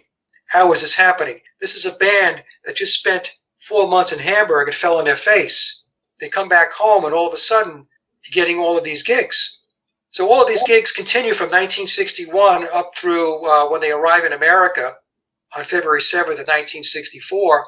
Do you think that's when the Faustian deal was done? The Faustian deal, according to Memoirs, was done on October 24th of 1963 after the release of their first album, Please Please Me. So we've got the Beatles now, right? So they're coming off this big disaster in Hamburg, and now they're getting all these gigs booked starting in 1961 through 62, 63, and like I said, heading into when they landed in America, which was called the Beatles Conquering America. So we can talk about that a little bit too if I have time. But not only that, they have an audition with Decca on January 1st of 1962. So 1961, doing these live gigs. They're still not a very good band. They're a bar and club group. They land an audition with Decca, major label, and were told that they did 15 songs, 3 of which were original compositions, Like Dreamers Do, Hello Little Girl, and Loved of the Loved. None of these songs saw the light of day on any of their albums released while the band was together. So that tells you something about the quality of those songs. They wound up on the anthology series. I think at least 2 of them did. And Decca turns them down. Decca says, no, not interested. So then Brian Epstein takes tapes to George Martin in February of 1962. And George Martin, who was with EMI, and he's the head of the Parlophone label, George Martin actually was running Parlophone. He was running the Parlophone label. He was given the label to run at the age of 29. So they had big things slotted for George Martin. So Martin listens to the tapes, and he says, nope, if you want me to decide based upon what you're showing me, I'm not going to sign them. So now they're rejected by Decca. They're rejected by EMI Parlophone. At that point, right after George Martin says no, now the Beatles somehow wind up on the BBC. So in March of 1962, after flopping in Hamburg August through December of 1960, not getting the nod with the Decca audition, not getting the nod by George Martin, now they're playing their BBC gigs. And they play their BBC gigs from March of 1962 through May of 1965. How did that happen? How did that happen? Yeah, I thought that was a very interesting one. Yeah, you do not get on the BBC, a major media outlet, unless you've got a machine behind you. So then what happens is EMI and George Martin have a change of heart. That's because George Martin, according to Memoirs, was told to take the Beatles on. So in June of 1962, that's when their contract with EMI is signed. And there's a lot of speculation as to why George Martin had that about face. And I won't get into, all the details here. I'll just tell you that my perspective is that at that time when George Martin turned him down in February of 62, he was not yet brought into the loop as to what the Beatles were going to be and what they were going to be used for. So what happened, though, was when George Martin signed them and brought them on, he didn't work with them right away. He assigned that to Ron Richards. Ron Richards was an assistant or associate producer working with George Martin, and Ron Richards actually went on to go produce the Hollies. And he worked with the band in the studio, and he couldn't get anything out of them. So when George Martin came, and I think it was Brian Epstein to listen to the playback, it was obvious that they weren't going anywhere because what they were listening to on the playback, what was recorded, was not very good. And that's when George Martin received another phone call. And he was told, no delegating. You've got to take this band under your wing, and you're going to be responsible for them. You're going to manage them. You're going to be their producer. So it was from that point on that George Martin was connected at the hip with the Beatles, and he played a very, very, very important role in making the Beatles what they became. He was known as the fifth Beatle. Known as the fifth Beatle. So I have another chart there, Billy, if you can show the George Martin chart. So these are all things that George Martin said. I have all of the audio and interviews. I just mentioned that when Brian Epstein showed him the tapes back in February of 62, he said to Brian Epstein, if you want me to judge them based on what you are playing me, I'm sorry, I need to turn you down. And then he said, on meeting the Beatles in 1962, I wasn't terribly impressed with the first stuff they did. And then in the documentary produced by George Martin, he's talking to Howard Goodall, who's another composer and broadcaster and very accomplished. And he said, they had this wonderful charisma. They made you feel good. But I thought their music was rubbish. And then George Martin in another interview says that even though they had really nothing behind them, they were still fairly irreverent. And then he said, so I looked at these 4 guys and thought none of them shines above all the others. Now, this is an interesting thing to say, right? Because if John Lennon and Paul McCartney were these fantastic songwriters and writing songs all the time, in fact, in the Complete Beatles, it tells us that John Lennon and Paul McCartney, either individually or together, between 1956 and 1962, wrote 100 songs. They weren't recorded, but they wrote 100 songs. Yet, George Martin is saying they had nothing behind them. He said, Love Me Do was the best song I could find from them. I was very conscious. It wasn't the big hit I was looking for. In fact, when George Martin first had the Beatles, when he was told to take them on, one of the first things that he did was to go look for songs for them to record. And then in another interview, he said they certainly had no, and in this interview, when he says this, George pauses because now he has to measure his words very carefully. He's going to say discernible talent. He says it wasn't too obvious they could be songwriters at this stage. Love Me Do was the best thing they had. And then he went on to say their songs were awful. But Ringo involved at this point. Ringo came on board. If you go to the chart that has the Mercy Beat article. So this was an article that was published in the August-September 1962 edition of Mercy Beat. And the article talks about the Beatles changing their drummer, so Pete Best is out and Ringo is in. But in that article, it says, the Beatles will fly to London to make recordings at EMI Studios. They will be recording numbers that have been specifically written for the group, which they have received from their recording manager, George Martin. So the picture I'm painting, folks, the story here, is that the Beatles weren't these four genius, brilliant musicians, and Paul McCartney and John Lennon weren't these prolific genius songwriters.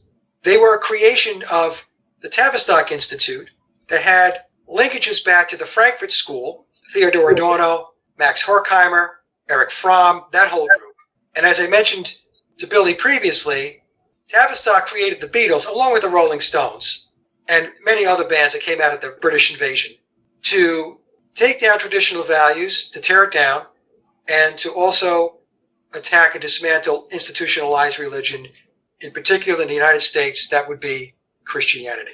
That is what the Beatles' mission was, and they were going to do it through music, and the creation of the Beatles was another cultural Marxist entity.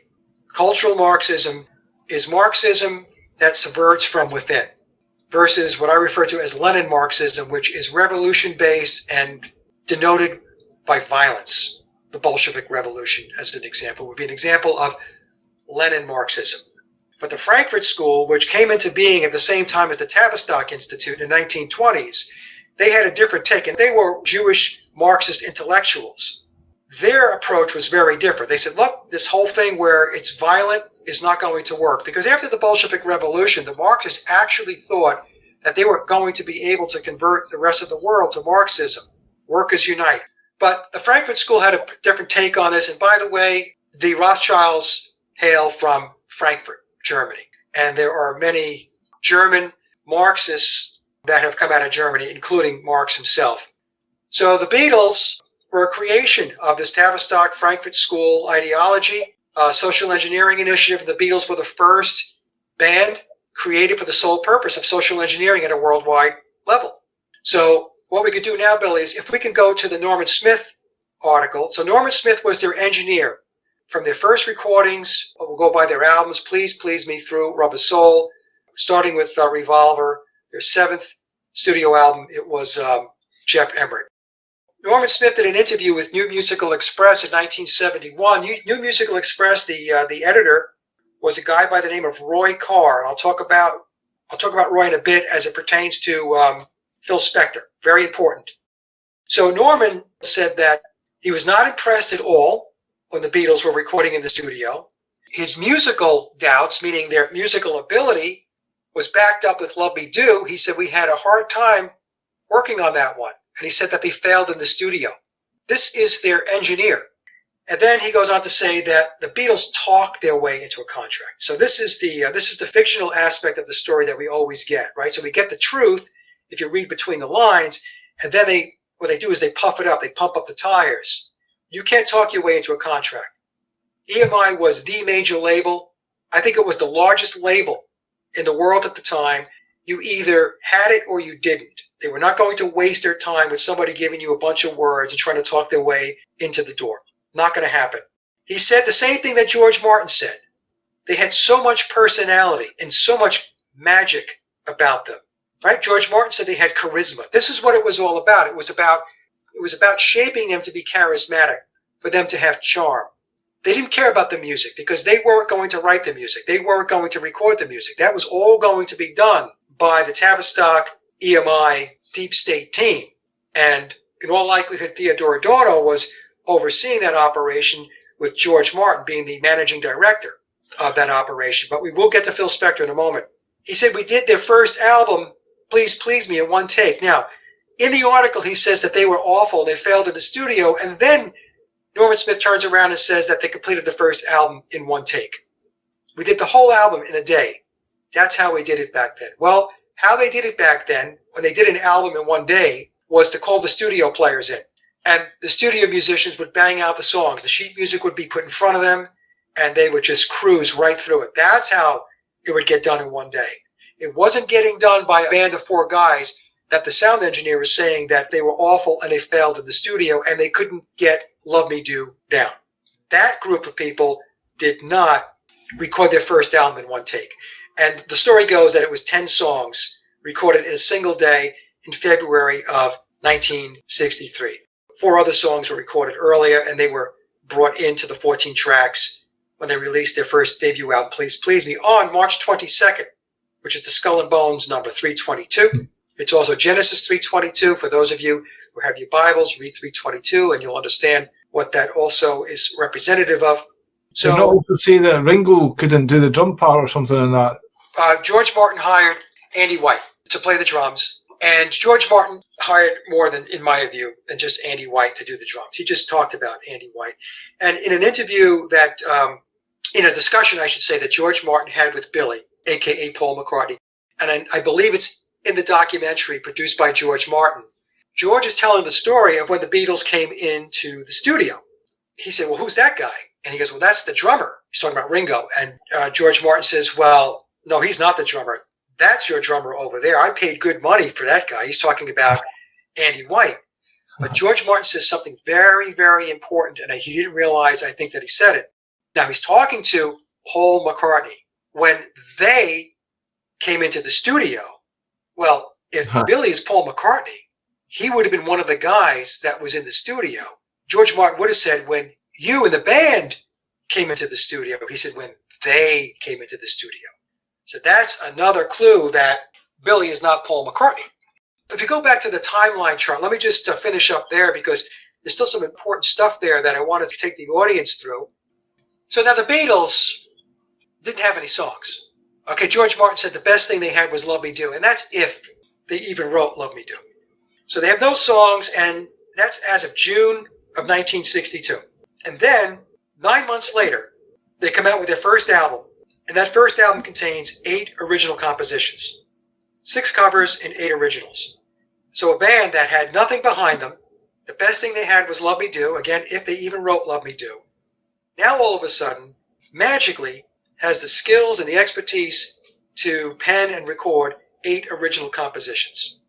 Then, 8 months later, in November of 1963, their second release after Please Please Me with the Beatles was released on November 22nd, 1963. It's the same day that John F. Kennedy was assassinated. 8 more original songs and 6 covers. So we have this band that has shown no indication or proof of songwriting skills. Their producer acknowledges that they didn't have any songs.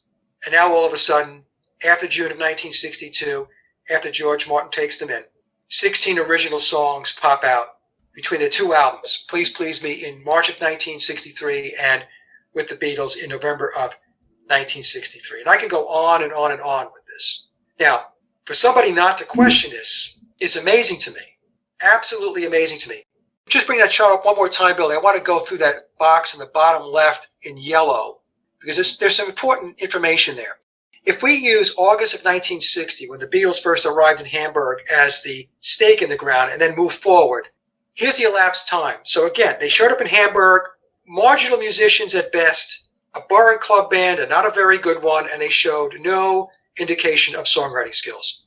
Hamburg to the Decca audition. They did that in 1 year and 4 months. From Hamburg to the EMI contract in June of 1962, 1 year and 10 months. From Hamburg to the release of their Please Please Me album, 2 years and 7 months.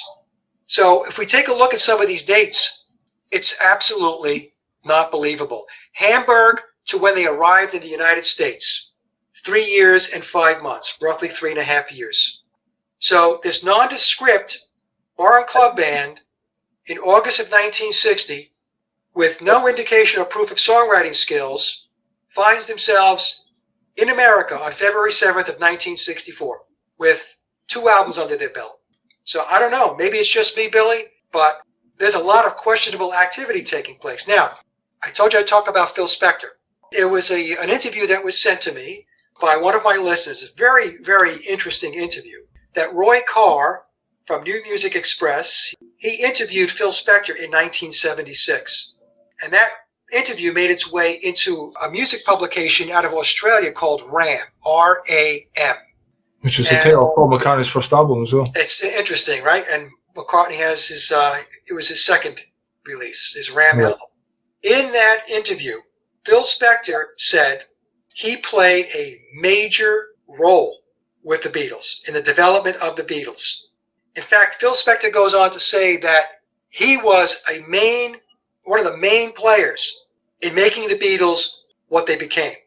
And he also said that, and Roy Carr acknowledges because Roy knew, Phil said, when they arrived in America on February 7th of 1964, was I not on that plane with them? So Roy Carr says, yeah, you were.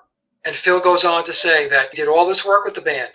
And he also went on to say, and if George Martin wants to take issue with it and he wants to talk to me, let's have a conversation. He was officially involved with the Let It Be album, was he not? Yes, it was. The story goes that my dogs are barking. Hope it's not too loud there. The story goes that John Lennon and George Harrison brought Spector in to work on the Let It Be album because John said that, and this is a quote from John, I'm going to paraphrase the quote, but he said that they handed Phil Spector a bunch of tapes or a bunch of shit, a pile of shit. Yeah. And he said, and Phil did a great job with it. He said it was the worst recordings ever. And so he also done John Lennon's Imagine album as well. He worked on Imagine, the Plastic Ono Band. He worked on All Things Must Pass. So he did a lot of work that he was credited with the Beatles post their Beatle career, from Let It Be on. Yeah. But apparently, according to Phil, before that, he was not credited, but he was highly and very involved with the band. Now, the reason why this is important is because Phil, his house band was the Wrecking Crew. Yeah.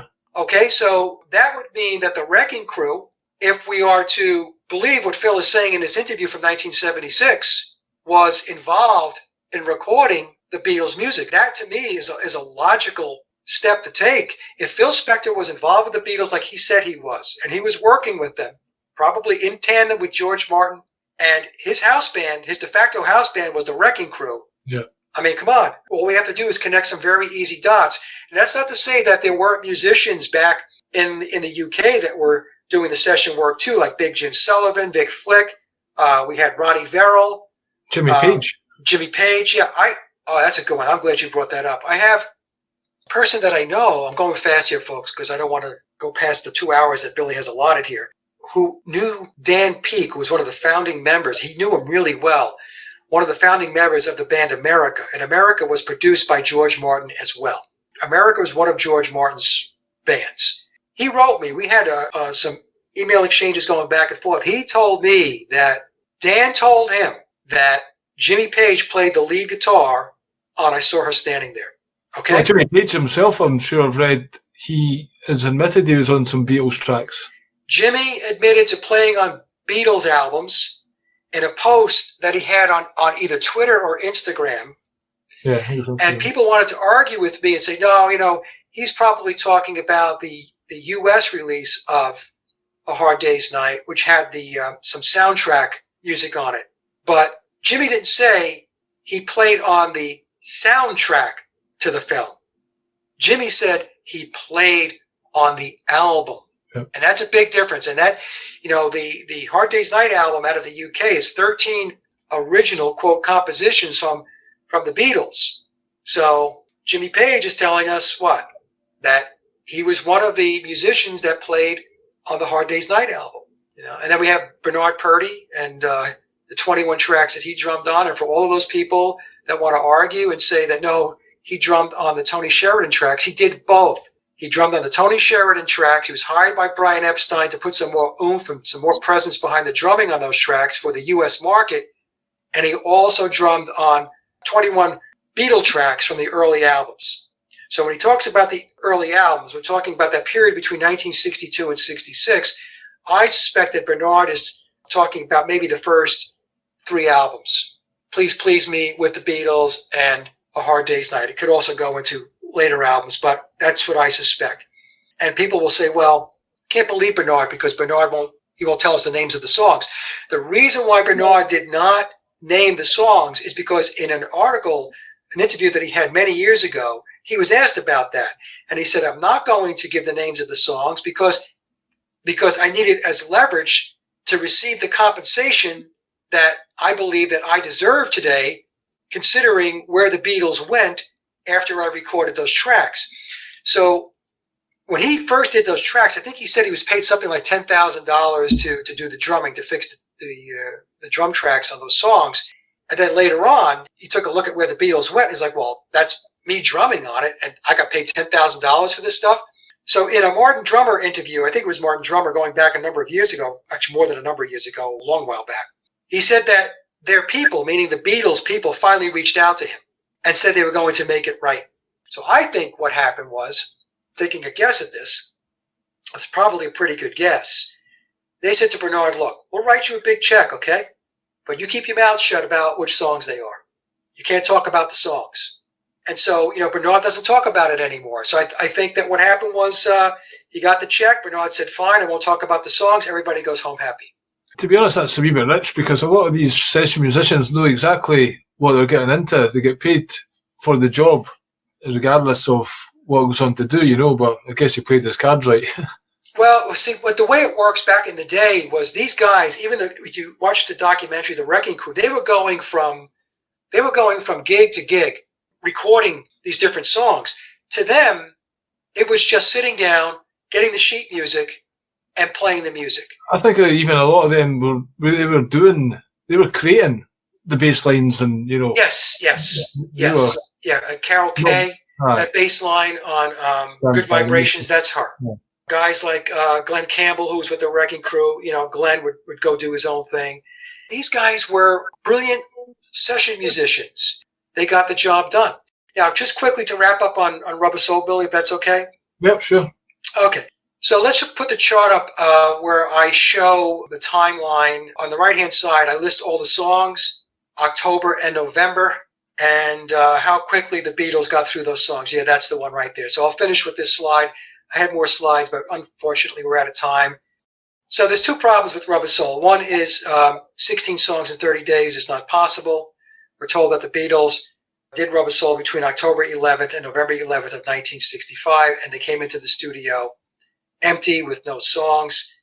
Some people want to argue that they had partial drafts of some of the songs, like Michelle, We Can Work It Out, What Goes On, and they brought Wade in from the basic rhythm tracks from the Help sessions earlier in 1965. But the thing is, there is no proof that they had partials of Michelle. There's no proof they had a partial draft of We Can Work It Out. And with What Goes On, the official narrative tells us that they kept the chorus, that the entire song otherwise was completely revamped. So if you're going to revamp a song, it essentially means you're rewriting it. Those are some of the songs that people throw out there to say that, it wasn't 16, Mike, it was something less. I believe it was 16 because I don't believe they wrote anything. That's why I say 16. In Mark Lewison's book, The Complete Beatles Chronicles, I think the book was published in the 1980s, he tells us that it was his other book. It was the recordings, the Beatles recordings. He tells us in that book that the Beatles had to write more than a dozen songs in that 30-day period. So Mark Lewison, who is considered the Beatle historian, is telling us they had to write more than a dozen songs, which means they had to write 13, 14, 15, or 16 songs. And I'm saying 16 because, like I said, I don't believe the official narrative at all. I don't think they came in with anything. Scott Fryman, who is the musicologist and the composer that is responsible for the Decomposing the Beatles documentaries in Rubber Soul, explains to us that they came in empty. Okay, so we have a lot of sources here. We have Beatles sources, official narrative sources that are telling us that they came in empty. Now, Billy, if we can go to the one I sent you earlier today, this is the official Beatles fan magazine called The Beatles Book. And it's the Beatles' own monthly magazine. And this is edition number 27 from October of 1965. this is what it tells us. They have got to write a whole new batch of numbers, including their next single, before the end of the month. They're talking about by the time they get to the end of November. On the plane coming back from America, so they had their tour in America in August of 1965, so they're going to return on August 31st. They were talking about it, and Paul said, now they're talking about writing the songs for the album, Rubber Soul. This is what Paul says about the Rubber Soul sessions. We have nothing up our sleeves at the moment. The cupboard is definitely bare. And then the article goes on with its flop and says, but they have never let us down yet. And I know they won't this time either. So Paul McCartney, out of the horse's mouth, is saying they didn't have anything going into the Rubber Soul sessions. And for people that want to argue that they had 6 weeks in between when the tour ended and when they had to show up at EMI on October 11th of 65, in Mark Lewison's book, The Complete Beatles Chronicles, he tells us the Beatles had 6 weeks of vacation and no work, which means they weren't working on songs, which means they had to start the writing process when they got into EMI Studios on October 11th of 65, with the first day of recording being October 12th of 1965. So, Billy, if we can go back to the other chart with the you showed before with the dates. Yeah. All right, folks, a couple of things. In August of 1966, in a BBC interview, Paul said that for Revolver, it took them at least 2 weeks to try to get one song written. One song took weeks. Yet, we're to believe that 16 songs, or 12 songs, or 13, or 14, or 15 songs were written in 4 weeks. In that August 5th, 1966 BBC interview, which was the same date that Revolver was released, Paul says that we're limited as a group. We're the first to say we're not all that good musically. So how could a band that has, at that point with Revolver, 7 studio albums under their belt, being the brilliant band that they're supposed to be, how could they be limited as a group and not that good musically? For the Rubber Soul sessions, not one song took more than 5 takes to record the basic rhythm tracks. That number is ridiculous. If we fast forward to the White Album sessions in 1968, each song took dozens and dozens and dozens of takes to get it down. During that 30-day period, there were 6 days when there was no recording, and that was due to fan club obligations. That was 1 day. George Martin and Norman Smith had to mix. That was 2 days. They went out and received their MBEs from the Queen. That was 1 day. And they took 2 days out to do a TV show. In October, they recorded 8 songs in 18 days with a total of 28 takes. That's an average of 3.5 takes per song. In November, they did the remaining 8 songs because they did 16 songs for Rubber Soul. 8 songs were recorded in 13 days, in 5 less days, with a total of 14 takes for all of the songs. And that's an average of about 2 takes per song. So between October 11th and November 11th of 1965, 16 songs in 31 days, with a total of 42 takes for all of the songs, which is an average of 2.5 takes per song.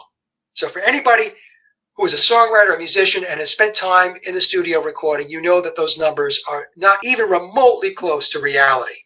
8 of the songs were started and completed on the same day. So 8 of the 16 songs they started and completed on the very same day. And 4 songs were completed on the very last day of recording, on November 11th of 1965. Now, if we go to the calendar real quick, let me just show you how this rolled out. So the Beatles arrive on October 11th of 1965, and then the next day, Run for Your Life is in the bag. 1 day, boom, it's done. 2 days in, Drive My Car. 5 days in, Day Tripper's in the bag. Then 7 days in, If I Needed Someone is completed.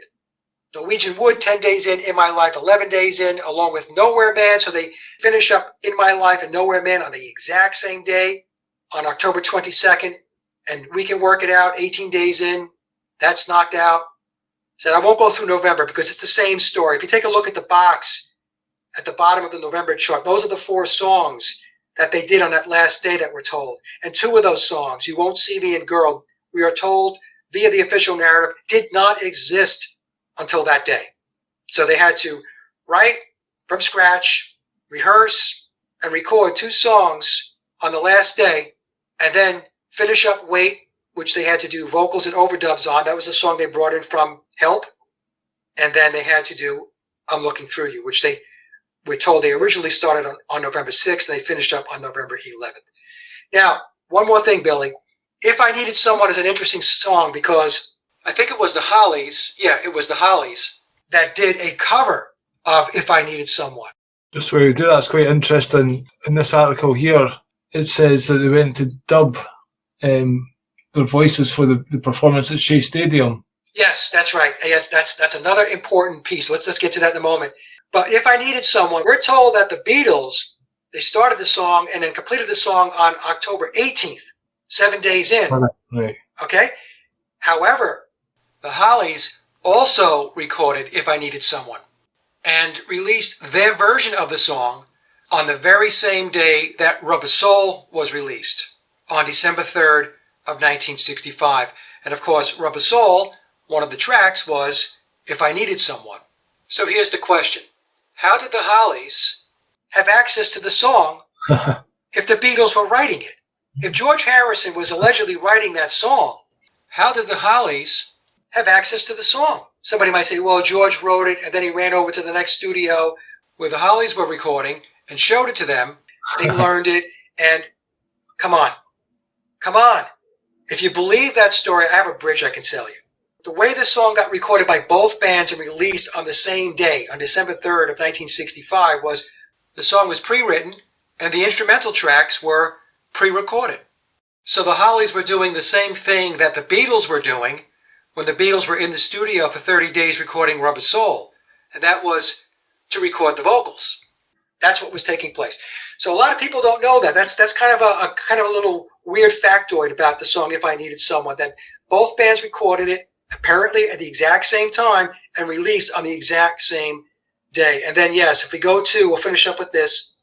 Brian's plan to film the Beatles' performance at Shea Stadium in America was a great success, and I hope that you will be able to see the finished result very soon.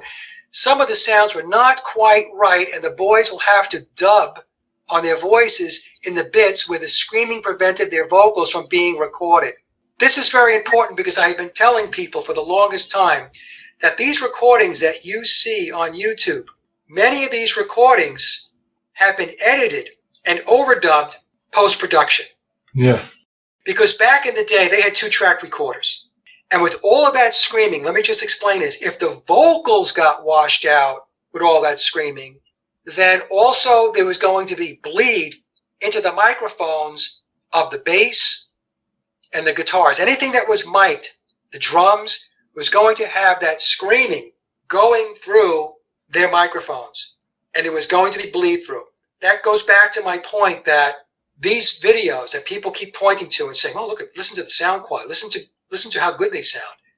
That stuff was fixed up afterwards. And many times in smaller venues, the Beatles were playing to a backing track. The Beatles played on the Ed Sullivan Show, they played to a backing track. It's like the Dave Clark 5. They were on the Ed Sullivan Show, and I have a clip where the backing track failed. And they were standing there, okay, there's no music. Nobody shows up on these types of venues, the Ed Sullivan Show, without a backing track. There's too much invested. There's too much money invested. There's too much PR invested. There's too much marketing invested. You can't afford to have a failure. You can't afford to have the band fall on its face. So sorry I had to race through the back end of this thing, but hopefully people will get what I'm talking about and just go to my website, Sage of Quay, SageOfQuay, sageofquay.com, and you can go to my Polish Dead channel and you can see all my research there. That's great, Mike. It's been a pleasure. Thanks very much for coming on the show again. We'll hook up again sometime. Thank you, Billy. Thank you so much. Cheers now, folks. Thanks for watching. Cheers now.